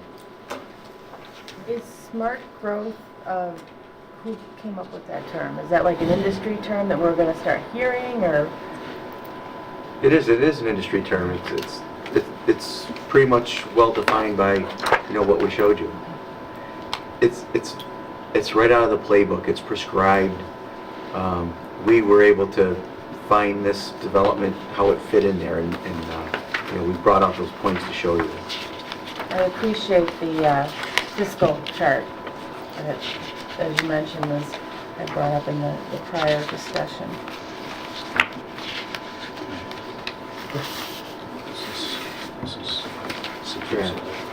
Oh, I'm sorry, I realized you had a new one. Yeah.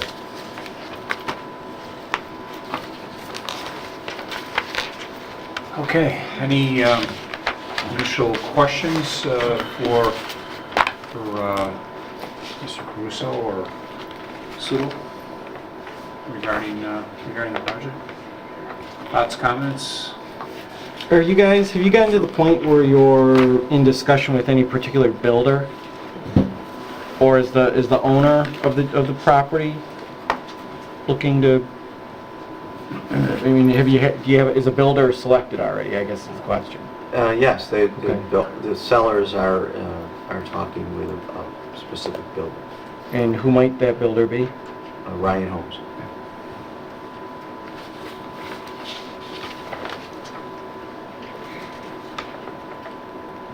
I don't know, there was a lot to think about. I don't really have a lot of questions now. I want to Yeah. soak it. Yeah, something else, not that you didn't get enough information right there, but just to give you an idea of what our development strategy is and how this might come out of the ground. If it proceeded in some fashion similar to what you're looking at now, it would most likely be a 6 to 8 phases, maybe phase every year or two, and it would start with the Jackson Road parcel. This is owned by a group of people who don't live there. They're looking to do something with it, whether it's developed in this fashion or conventionally. So this area would be developed first, and then Mr. Smith, who again lives down here, would be looking at developing the balance of it in the future. He doesn't have any immediate need. to use that land, but it was something that, you know, we don't want to, what we don't want to do is bring you one project and then 6 months later give you the other one. You know, in terms of seeker, they all need to be considered But together. when would the pump station and the sewer, when would you plan on that? That would have to go in day one. Day one. That'd be a different than some incentives that had incremental Right, payments or this and that. This is one big upfront. No, the actual, utility. when we show the pump station, we connect the road and we build the pump station. And that location might change when talking with the sewer department and Mr. DeFrancisco and other town staff members, but that's where we're tentatively showing it for now. You would find the optimum place. Right. Talking with the Yep. sewer director. Yeah. Well, I like that as an incentive. And it's a long-term plan. It is a 6 to 8 to 10-year plan. That's one thing, you know, we were doing incentives only for a while, and when Tony came aboard, you know, he was talking about utilities, and it's something, you know, concrete, and I like that, you know, versus a monetary that who knows the developer can even put up when Right. it comes down to it. This is something that's concrete and will affect a lot of citizens. This isn't the first plan. This is probably the 4th version, at least, to integrate the bigger and smaller lots together was our most recent change to add more product. And that way we didn't have to start on both ends, to put the big lots on the one piece and the smaller lots on the other. And then that allowed the project to grow from west to east. And you're positive there's a market for those priced homes? Actually, the home builder, their issue is they have too many of the larger lots with the bigger homes. They have a much, you know, people say, well, I can't afford this one, what else do you have for me? And they want to stay in Penfield because of the school districts, but there's not a ton of that. Is this in the Penfield School District or is It's it funny, Webster actually, School and it's District? actually a benefit. The district line is right here. I was gonna say, this area gets Penfield cut up. and Webster. Yeah. And we look at that as a benefit because we're splitting up the impact a little bit. It's not all going to Penfield. And we showed you that financially it works anyway, but we're not, you know, it splits it up. So how do we know the higher priced buildings are in the Penfield School District or the Webster? It's actually, it's split Yeah. because, you know, again, the comp plan talks about variety of housing. By having each parcel have this mixture of estate lots and standard lots, they have the ability to upsell or downsell rather than saying, oh, you have to wait till phase 5 until you get those smaller lots or so on. What's the distance between the estate lots to the regular lots? I mean, the estate lots are normally, they have these large yards or pretty far from... The distance, you mean, how big are they? Separation. Well, the standard lots are about 70 feet wide, and the estate lots are about 90 feet wide. So even a 70-foot wide lots, I mean, we've done projects with other homeowners in other communities where we consider small lots to be about 7,000 square feet, which are 60 foot by 120 foot deep, the lot. We call those patio home type developments. So even though it looks small on this scale, they're still pretty good sized lots at the end of the day. I like how we've been integrating in our single-family home projects some open space there, and we were able to integrate the open space inside where the smaller lots are, and you don't really notice it from looking out your back window because it's a bigger piece of land that you're looking at, but you live on a smaller piece of land. Is this open space like walking trails or is it just green space? We probably would put all sorts of that stuff in there, and it's just too early to start putting all the frosting on it. We really want to bring this to the board and hope that we'd be able to go to the next level. You want to do one of your flyovers, right? Boy, if you're good to us, I might bring you one later on. Well, I mean, I'm just going to make my typical statement since I've joined this board. I get very uncomfortable with retention ponds. I realize they're a necessity, and the drainage needs to go somewhere. But towns across this community, and our town, always deals with the issue in new developments. And John, I know you know where I'm going with this.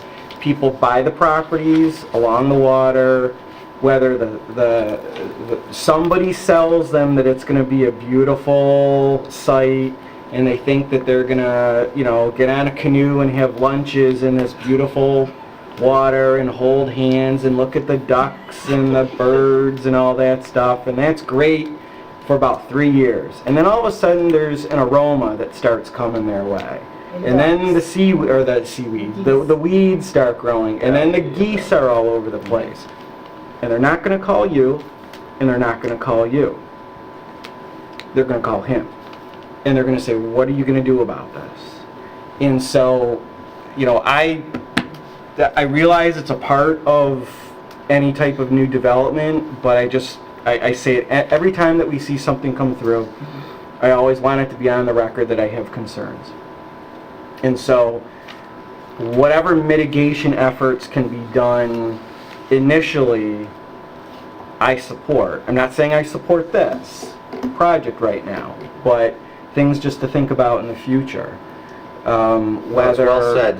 Creative drainage really is. Right. We hear you. You know, it's just too early. These are very primary concept plans, but I heard what you said. There are methods in our design that we use.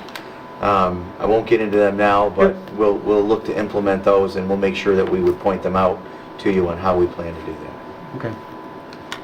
Now, John, you mentioned Ryan Homes, and Ryan Homes has built quite a few properties in this town. And typically Ryan has 4 or 5,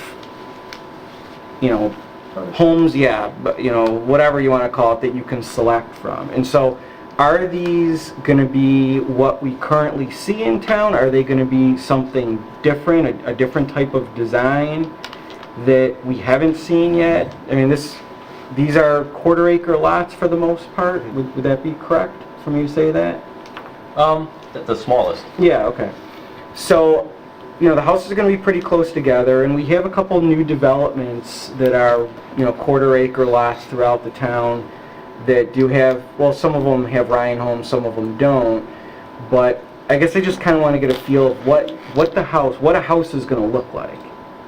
Is it going to be typical of what we see in a Ryan-built home in the town of Penfield on a quarter-acre lot, or whatever the smaller lot might be, or is it going to be something different? And Andy's not just pulling that out of thin air. We have residents who specifically, and I won't harp on the fact that it's Ryan Homes. That doesn't make a difference to me. But we have residents who, of late, are now starting to say to us, not another neighborhood that looks like that. Not another cookie-cutter neighborhood that looks like that.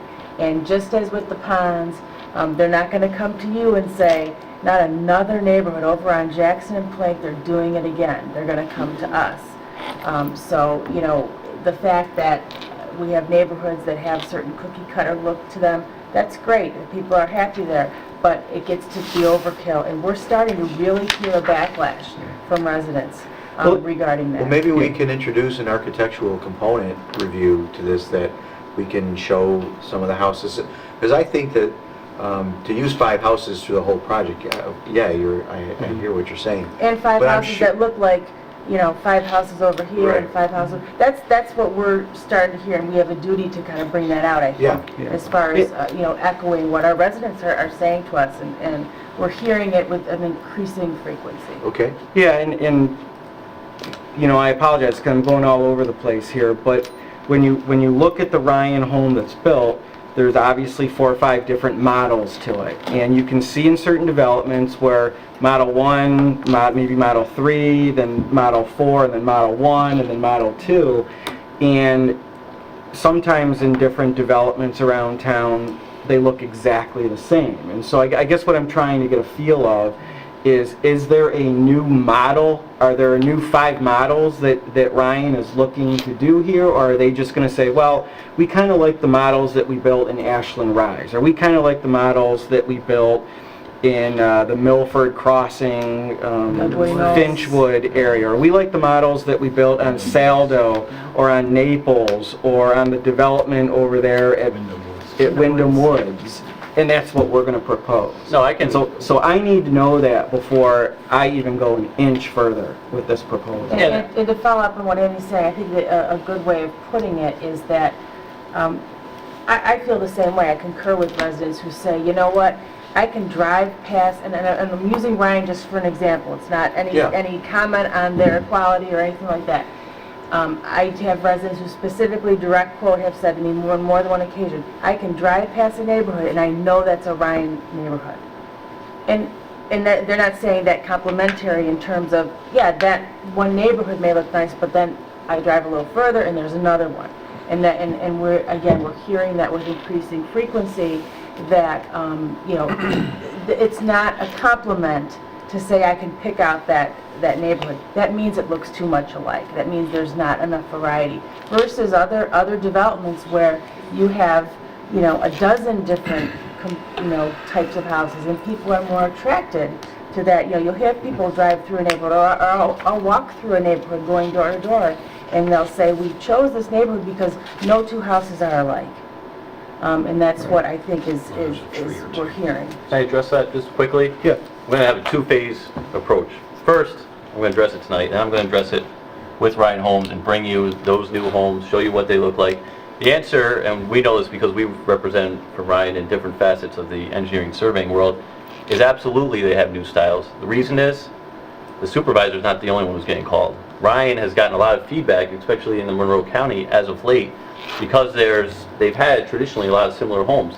You know, you add some stone on this one and this one's a different color, but when you look down the street, they all kind of look the same. And as a result, they've developed a lot of new product lines with chamfer roofs, with metal roofs, not the typical single gable with the garage over here on the right. So they've heard it. They're developing a lot of those new styles, which I'm sure they'd be happy to show you. And then, you know, to add to more of the variety, the way they work is they basically say, for an 80-foot lot, we have 8 models. Then each one of those 8 models has 50 different variations. But we don't have just 8 models here. We actually have 16 different potential models, and even maybe more when you start mixing the old ones and the new ones because of the different lot sizes and the variety that we're introducing. But just the main point is they have been developing new styles of homes that are different than the traditional ones you're seeing in Wyndham Woods, in Graceland, and other areas throughout the county. And we'd be happy to bring them in and show some of those to you.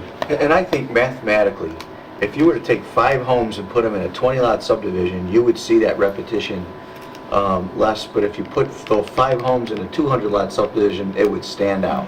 And I hear exactly what you're saying, and I think what we'll do is, Jess has got a good point. Let's bring us back. Let's ask Ryan, address this, because it's a real issue. And then maybe we can look at what sort of combination factors are.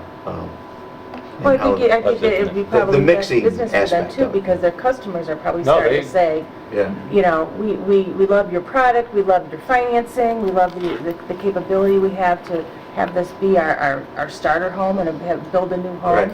But it has to get stale. Yes. I mean, we're working on development in another community on the west side of town where they came out of the ground with 25 houses, which are similar to the ones you're used to seeing. Then it kind of went stale. Then they introduced this whole new product, which looks completely different, actually. And then it picked right up again. And now those are all sprinkled in between. And actually now it has a lot more, it breaks up a lot more than their traditional development. And I think they saw that as, we should be doing this more often. And maybe, you know, as part of this process, we can get them to commit to introducing new product into the design every few years. I think they would inherently, so it might be easy for them to agree to, but we can put it into, you know, we want to see this variety come through and not... Well, we want potential residents to have that variety Right. of selection too, that, you know, when they're looking at different home models to choose from, that they're being given all the information. You know, I don't know if you're told, oh, I'm sorry, you really like that house, but you know, there's 8 people ahead of you in your neighborhood who are going to have the same house. Yeah. And I think that probably is a turnoff for people too. Okay. I would say that this, even without a flyover, is one of the more compelling presentations we've seen, particularly with respect to the fiscal responsibility and the incentive zoning component. Thank you. Were any other number of lots considered, or did you break out the calculator and decide 207 is what you needed, and then... Well, don't decide- tell our clients over there, but we had more. When we first laid out, it was more of a grid, and we didn't really have this open space here. We decided that we were going to try to stick the ponds in the back of these lots here, and you know, the backs of these longer lots at the corners, which is what we do with a lot of developments. And we actually had a higher volume. We also had more here before we realized that, you know, there might be an EPOD in there. So we were actually slightly higher until we started putting some curves and bends in the roads and adding in that open space. And there was also a plan that had slightly less lots than we're showing now, but didn't have as much variety with the estates and the standards. And, you know, you said something, I'm not picking on you when I say this, but you keep referring to it as a pond. And when someone buys one of those houses, they're thinking pond. And it looks like a pond, Want the and then a retention few in years front of it? later, they realize it's a retention pond. And so And they that's can't kind of mow all the way going, that's around. kind of going to my point, is that it's a retention pond. The purpose of it is to collect drainage. The purpose of it is not to sit there and gaze into each other's eyes and look at birds and geese and beavers and all these nice kind of things, because it's not gonna It's a happen. No, the facility, purpose it of is. it is to create separate, the purpose of it for us isn't to, you know, we'll have to look and have a creative drainage solution. I understand. But we wanted to create separation between these I understand. smaller lots. So, Now, there's things that we're doing in other communities, and I don't want to get too far into the weeds, but, you know, we fence these things, that we wouldn't put a 4-foot chain link fence, but we would put split rail around them. You know, we would do things so that it wasn't that inviting for the neighborhood to go in there, but yet it would look great. And that's the intent. And the other things that we need to do is, again, that's a odd-shaped circle put down on the drawing. I don't know how it would shape out, but we'll find out what's going on in Graceland from talking to this gentleman here. What's not working in this community, make sure that we could, you know, we're not thinking that yet. Right now, we're thinking about zoning, and we just don't have all of your no, I technical understand. answers. I understand. Yep. Tony, are we? So- I'm sorry. I was just gonna say, just back to my hypothetical, what about 155 lots? Well, I mean, when you go from 62 under conventional to 207, I mean, that's quite a jump. Especially when you're in RR1, you know, 120 and then RA, so.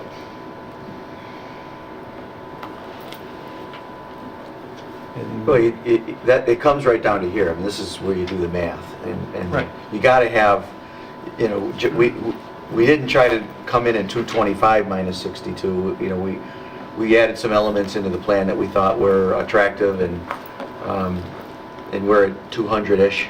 To go to 155, you know, what's the incentive go up to? It becomes an unreasonable amount. You can't reclaim it back on the lot, and so there is some economics involved here.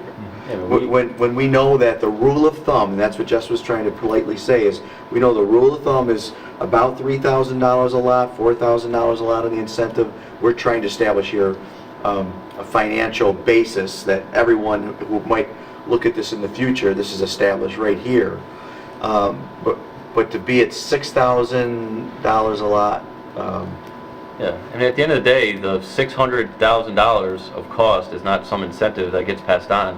That has to go in day one, and that needs to ultimately be financed by the lots. You know, the developers are paying for that pump station, paying for the force main, sending it a mile down Plank Road. That's a lot of cost to pick up. That's why, you know, we're in that 200 range. we didn't cry, you know, on our client's behalf, but the upfront cost to do this and to secure it and the financing is very high. I mean, we're a $500,000 in, we haven't built the road It's yet. very risky doing this. Okay, well, I understand all that. Yeah. But that's why I asked the question. Yeah, it's a good But I question. wanted it out on the table. So the devil's advocate could say, well, wouldn't you say this is too ambitious for the area? I mean, I just, you know, when you look at adding 207 lots to an area that currently isn't serviced, where conventional zoning is 62, I mean, that's a question that I know that one of 5 of us is going to be asked many, many times if this proceeds to any type of public hearing or informational meetings. But Well, that's where you get back to what does the comprehensive plan say? And this is a low area. What does low area mean? We tried to define that, and you know, we didn't show you the maximum. You know, we could do a maximum plan and say, well, they could have come in, and you know, if you're arguing and defending it, we could have done a maximum plan that came in with 230 lots, and we're down at 200. And this seems to be in line where we want to be with our incentive, and plus we're hitting all these goals. That's our basis, that's our strength. Yeah, to add on to that, if we went from 200 down to 150, The roads, the road network you see there would be identical. The lots would all just get a little bit wider. So you'd still have to plow the same amount of roads. There would still be the same amount of demand for services essentially, because you still have the same amount of lights and sidewalks and everything else. But now you have less tax revenue to pay for those services. Would affect the surplus. It would affect the surplus, that's what I'm getting. To what benefit, you know? Right. Good story. So it was a really good question to ask, because we needed to push on all those areas to see that, you know, the fiscally responsible plan is got to be somewhere in the 200 range. And you know, we're not trying to maximize that. Otherwise, we'd be filling in all those little places with lots. Or do all standard lots, yeah. Do all quarter acre I mean, lots. there's an open space area that just really didn't get into in the plan, and look, how many more up on top of the upper Oh, row? all this? Yeah, look at all that. Yeah. I mean, that area there, we didn't even try to bang 10 more lots on it. How big is that area, roughly? I think it's 3 or 4 acres. Wait, no, 2, 3, More 6. than that, yeah. You think it's roughly 6? And the reason I know, I mean, nope, it's 8, 8 because we have 4 conventional 2-acre lots in Is there. there anything on it that you can't build? Well, there's a creek that's right in here, so what we'd have to do on our plan is we could bring a little cul-de-sac in, we would just stop short of the creek and put our 6 lots in here. Or you'd have to have long driveways that went over the creek, coming in from 250. And But you can it see- is buildable, it's not like it's... Yeah, and it's you not can see fully we're not encumbered. trying to do that type of plan here because we don't need to. Right. We don't need to squeeze 5 more out. You know, as you saw in the plan that was before you earlier, you know, some of your objection to that plan is you could see that, you know, Yeah. they were trying to position to maximize, and we're really not trying to maximize here. It was more about amenities, and this is a single-family subdivision, and it's got to be nice. Well, Tony, I'd definitely be interested in John has offered to, at least for me, from my perspective, allow me to kind of see what type of house is being proposed, maybe different models, stuff like that. So I just get a sense of what potentially would be going here. I'd like to see that first, and then take some time to kind of think about this a little bit. I want to go back and take another look at the comprehensive plan. It's been a while since I've read through that document before I make any type of decision to move forward, good or bad, whatever it is. I agree. That sounds good to me. I'd also ask if you're okay with this, having staff do a full build-out conventionally under this potential service area. So I'd like to know that if this project were to go through, now that there's sewers, what is the potential build for the entire Plank Road, Jackson Road area? Well, the potential bill would be the same, because the conventional plan is still based on current zoning, it's just with or without septic systems. You could do a 1 The acre, remainder of the area? I think he's looking at number of Outside of units. these Yeah, I want to know the parcel. number of units. I think he's looking at units. Remaining Because- units, because- if this goes Yeah. forward, This area. the remaining, the maximum. district. Right, because I'd like to have a base number with the assumption that this is not going to be the last incentive zoning application we will see. Would you like to see it conventional in, obviously, I mean, if you're looking at smaller size lots, I would think that would kind of become more the norm than Right. than the oddity. If you're approving 12,000 square foot lots on this area, I would assume that any adjoining parcel would be looking for something similar. Yes. I'd like to have a ballpark not fully figure. done. Thank you. Anything else, board? So this will show as a tabled item, and sounds like there's some information to be had as we go through, and we'll get that in. I would caution you only, this is the initial conversation. I wouldn't encourage you to go out and start laying out fences around ponds or getting too far down the road until such time as the board's had an opportunity to have further discussions around density, the plan for maximum density, conventional build within that service area, things like that. Yeah, aside from what Andy has requested, what Rob has requested, I'm satisfied with the information that's in here as far as what I need to digest. Oh, good questions. And thanks for the opportunity. Thank you Appreciate very it. much. Yep, thank you, thank you. We'll give you 30 seconds to kind of Okay. grab your gear and, You want to catch that I one was just gonna say that. button right by the red tape on top of the... Oh, I'm sorry, right here? Yep. And you gotta press it twice. Thank you. I think that's ours, John. Okay, then, Mr. Costello, we'll go back, to guest number 2. We have you on camera, if you're You going got, to go along. I don't see him. We'll move on. Okay, so we'll move on to our lawn finance action items. And so with that, Mr. Valentine, you've got the floor, sir. Thank you, Mr. Supervisor. I have a request for an easement abandonment here tonight. This has come about, actually I'm kind of showing you the Tim Hortons plan on the wall because it shows the area in the back. If you're familiar with the urgent care facility along Penfield Road. Here's Penfield Road. The new Tim Hortons just went in next to that. And then next to that is, we've just recently seen an application for a dentist, and then you have the Aldi's building adjacent to that. As part of the original development was Pebble Creek, and then it was Labella Day Spa, and also the urgent care facility. In keeping with the LUAMP requirements, we were requiring cross-access between parcels. So at that time, you have the Labella Day Spa, here you have the urgent care. We required an access easement behind this. At the time, it was Lou Engineers, building was up here in the front, and that made the most sense tying into the back of their parking lot. Since then, we've had Tim Hortons come in. With Tim Hortons layout wrapping around the building, the call box, ordering your coffee or sandwich or whatever is basically almost directly opposite from that cross-access location. And then, pulling out from there and then exiting. So during the Tim Hortons application, it didn't make sense to have that access easement here. Basically, have people jumping in the queuing line. Kind of best laid plans. This was required when it was Lou Engineers. It didn't make sense at that point in time. So we actually asked Tim Hortons for an access easement here in the front. Still like to continue with LUAMP. And then most recent application with the dentist's office, we've required and obtained a connection here and a cross-access easement from Dr. H in the urgent care facility. So basically they've asked, and was a requirement of the planning board to get this easement first. We have filed it.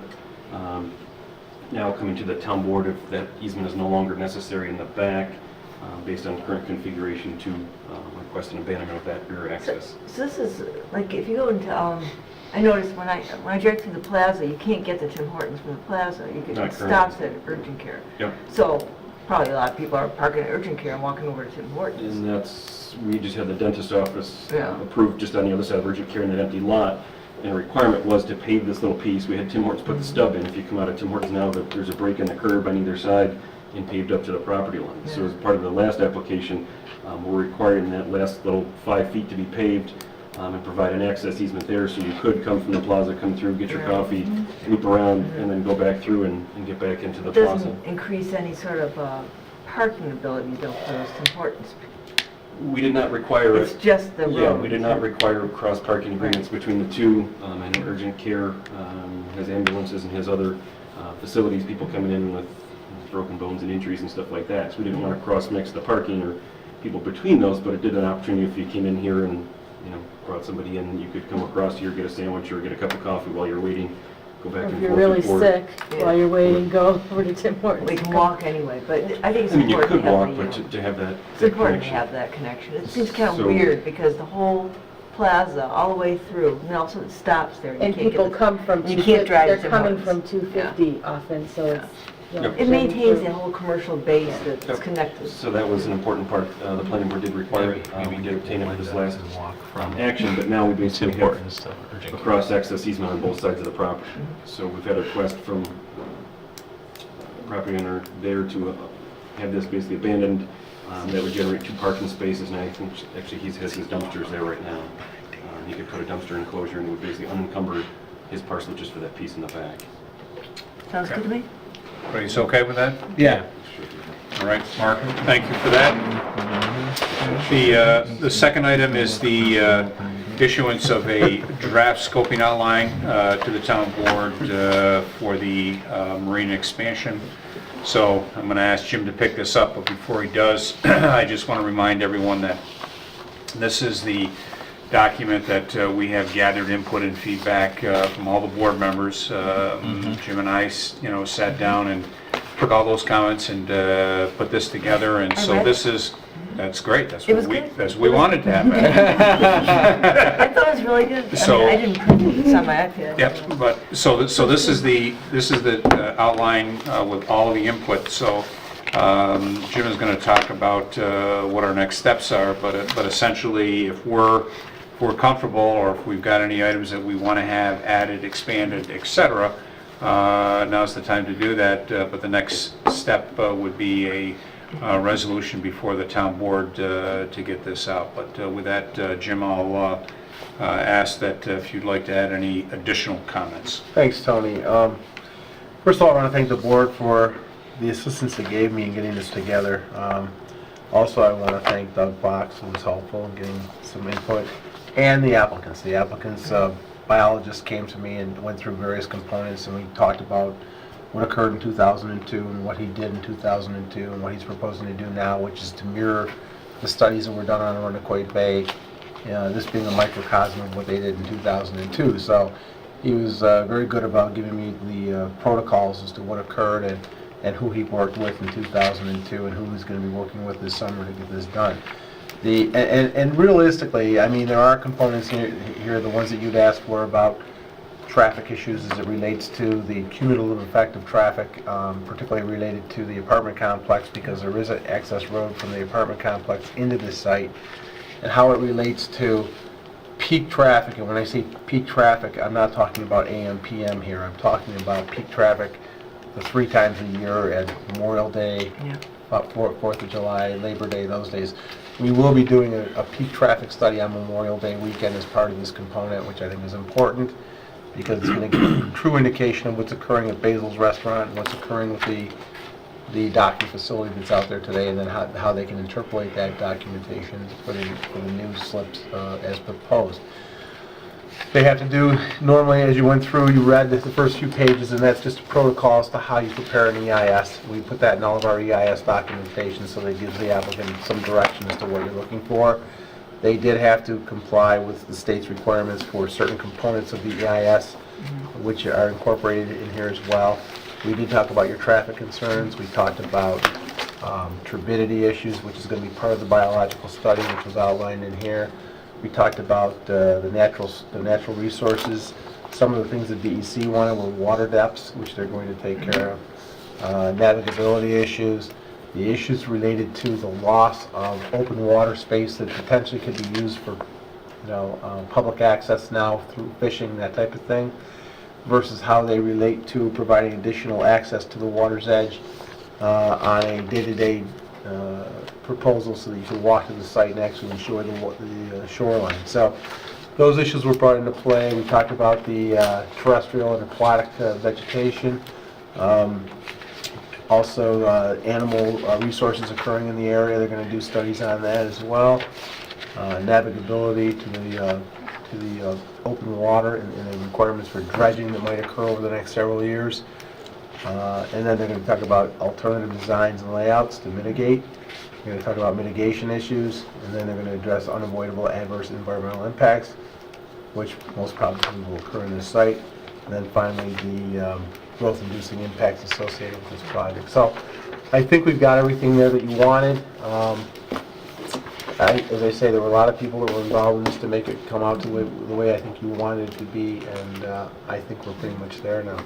Now, just so that you understand, what will happen is, if you're supportive of this, I will put a resolution in for next week accepting this as being the draft scoping outline. It will then be sent off to all the various involved agencies, interested parties.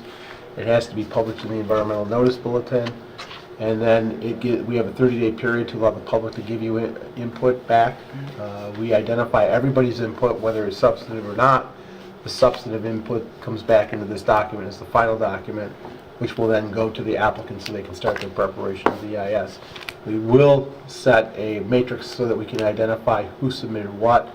whether it was acceptable as substantive or whether it was, I just don't like this in my backyard, or I just like it, so you should do it. Those will be recorded, but they're not actually part of the final document.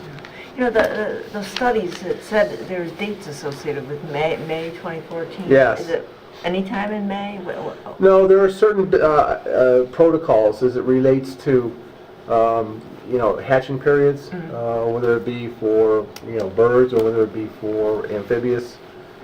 They've got that protocol, which they will identify as part of the impact statement as to how they went and did this and why they did it and times they did it.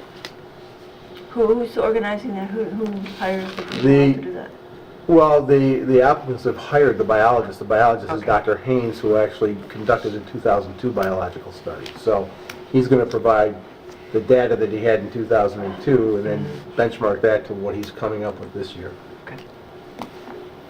I'm fine with it. I think that the staff has done a fantastic job, and I commend the applicant for hiring a biologist to look into these issues, and I look forward to keeping the process going forward. Well, they hired a quality They did. biologist. I think they hired somebody who everybody familiar in with the Rochester area. respects. Yeah. It'll be interesting to see what kind of results come out of his studies, as to if he's still well respected or if he's not, depending on what comes out of it. But they did hire a good biologist, and certainly he's done a lot of work with the county, the DEC, the state, and I think he is well respected. Hopefully he'll come up with the data. that No, I we think can you make a covered decision. everything. And I will echo what I had set up at the dais regarding this training I went to today, and that as we went through the seeker process, we talked about the ENB, that apparently nobody reads it, but you have to publish it Oh, you'd be anyways. surprised. And, read it. and we also discussed scoping and requirements of scoping, and it was very reassuring that as we were going through,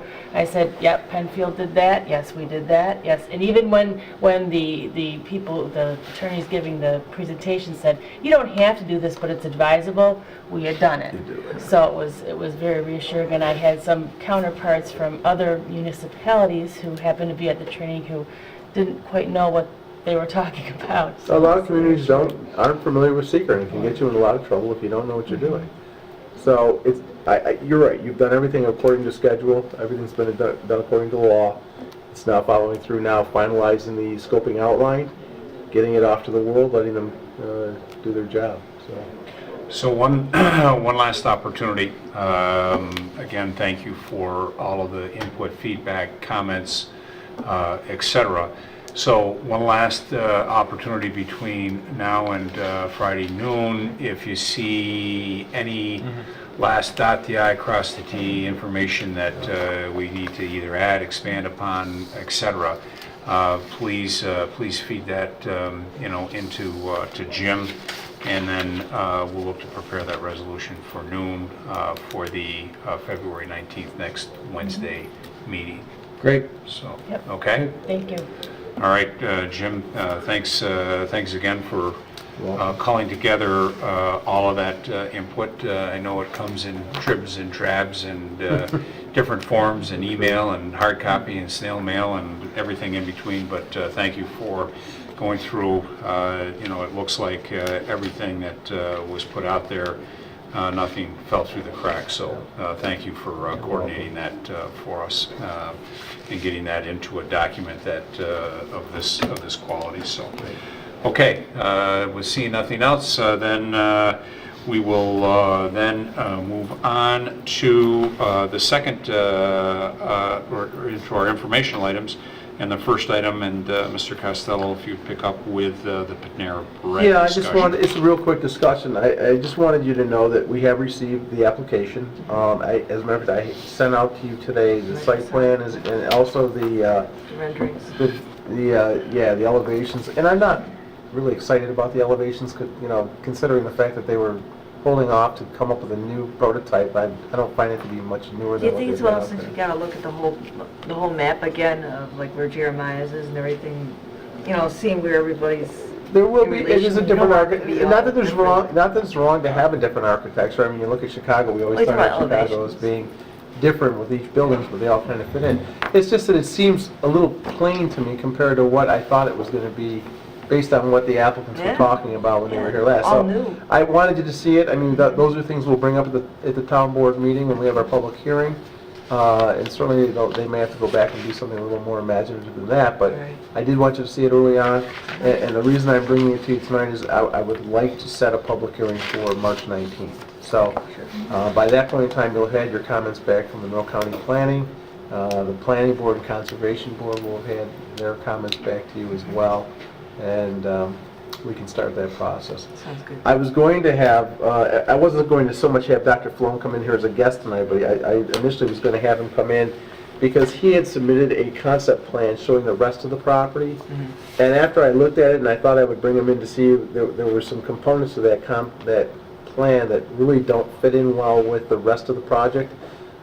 He's missing some things in terms of accessibility from one property to another, and his alignment is off as it goes into the trial property. So right now, he and Jeff Dunley are kind of playing with that to come up with some answers to make it a little more palatable for you to look at. So I would think at the next work session, I'll have him come back in when we have a better design to show you. So those were the two issues at hand tonight, and that's pretty much Okay, it. everybody's comfortable with hearing resolution in and then a hearing on the 19th for Panera? Yes. Okay, very good. So the only last thing I want to show you was Mark Crane was due to come in tonight, and I think it's important to show you this. Mark had been in to see me a while back, and I suggested that he come in to see Tony. So he did the other day, and I think it's important that you see this because this is kind of a major change to the Four Corners.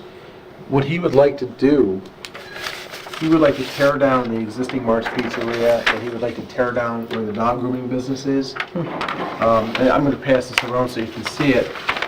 But what he would do is he would tear down the dog grooming business first, and then he would build a new building, and this is the new building.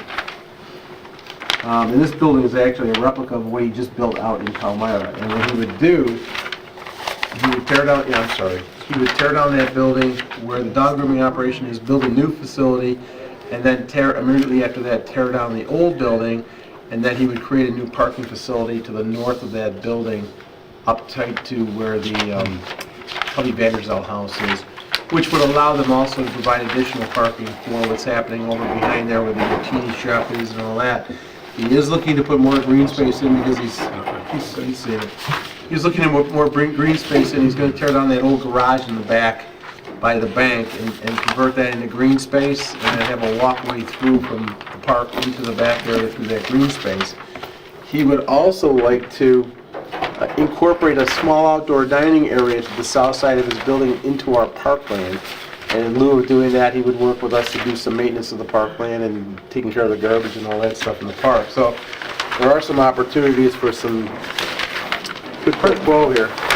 But this is, what he's looking to do is he's actually looking to have interior dining in the building. And Where's the parking going to be for this facility? That's interior. it's in her hands. What they're going to do, what he'd like to do is he'd like to have a trip down to his restaurant in Palmyra and show you what he's proposing to do. You're buying? Well, yeah, I guess I would. You can only have one piece of pizza. One can only one piece of pizza. This has just got built, right? Pardon? This one just got built? Yes. Palmyra? Yeah. That was the- So to answer the question, what would happen is that the dog grooming and then in the building behind that, which is a garage, that would be bulldozed. And what would happen is that this building would be put in, and they would shut down one night at the current Marks and fire up the next day at the new Marks, and then they would bulldoze the current Marks, and they would bulldoze the house that's attached behind it. Not the Lindsay house, but that old. And then that would be the parking that you would have for the site. Would that be connected toward the Canandaigua? Yes. And everything? It'll so all it be all tied in. flow? And then it'll be tied into Liberty Street as well. I didn't guess see the it, only- but does it open to 5 Mile? It would. Yes, The it parking will, lot. but it'll It be would? further north than what you see now. The parking lane will be right next to the Vanderzell house. And actually, Benway was looking at it where he would put the parking along the north side of the building to even bring it back further than where the access point is now. So the access point's. So he'll be making some recommendations to you about this as well as we go along. What's the historical That's the next part. significance of the dog grooming house? There is some. Oh, yeah, there is big time. The dog grooming building was the actual building That comes out of today. Little Nellie's Print Press. I know. People actually use it? Now, what, if we do this, it's gonna be a type 1 action under seeker, which means there potentially could be an environmental impact statement Yeah. if you don't find there to be, unless you find there to not to be anything that significant about the loss of these buildings. I will tell you, he has put a ton of money into these buildings. They look better than they used to, there's no question. I have before and after pictures back in the day, 10 years ago, before they did what they did. But he'll be the first to tell you that before too much longer, I mean, you can even see they've got, no, what's the material you use? Please help. Stucco? Stucco. Ephes. No, yeah, we wish it was Ephes. It's stucco. And it's coming off the building, and it's just a constant pain in the butt for him to keep working on it. He is intent It's an old on, building. he is intent on wanting to, he really wants to do a building to honor his brother, is what it's coming down to. And I think a lot of it is he doesn't want to deal with the maintenance issues associated with either building anymore. And the building that he's got where the pizza operation is, although they make a ton of money there, it doesn't flow well for the number of people that are working there, and they're all on That's true. top of each other. So there's a lot of it going on. It's business, it's also sentimentality, but the issue is correct. I mean, you do have a type 1 action. It's in an historic district. It's not a designated building, thank God, but it is in a district, and It's just the opposite. well, I mean, it's, you know, Well, it's been so there comes a hacked up. time when some of been these so buildings hacked are gonna up. go. I mean, there's not much you can do about it. And it does give the opportunity to do some things with that property to make it look a little nicer. It's less maintenance. He does bring more people into the Four Corners now that can sit down and dine versus having to just walk in, grab their pizza and run. The other part of this is what he wants to do is he's also looking at the possibility of doing some improvements to the church across the street. As you know, I don't know if you've seen the church lately, but they painted it a while back and now it's starting to all peel again just the way it was the first time. He is actually looking to take the clapboards off and put the hardy plank material on that'll last for like forever. And then once they paint that, it'll stay on. It won't just keep peeling off. He's looking to do that. He's also looking to do some things with the windows in the church. So there's an opportunity to get some things done on that property to really make the church last a long time. But that's separate from what the... Well, it is, but I mean, it's all, in his mind, it's all a package of what he's trying to The do. buildings he owns. Yeah, and, and I think, we're gonna have to sit down with the Historic Preservation Board. That's gonna be our next meeting, and we'll talk about that. I'll probably have them come in and talk about it with the board, so you'll certainly wanna be at that one. Not that you're not in every one of them, but you'll know that. We've had, in the Four Corners, we've had some property owners, I think, do a really nice job with some historic looks of the building. Is he planning on doing that type of a facade? It's gonna be or a red look? brick building, yeah, it's gonna be a beautiful building, and actually, I encourage us all to go down and take a look at what he did in Palmyra. He's received nothing but praise from the community down there.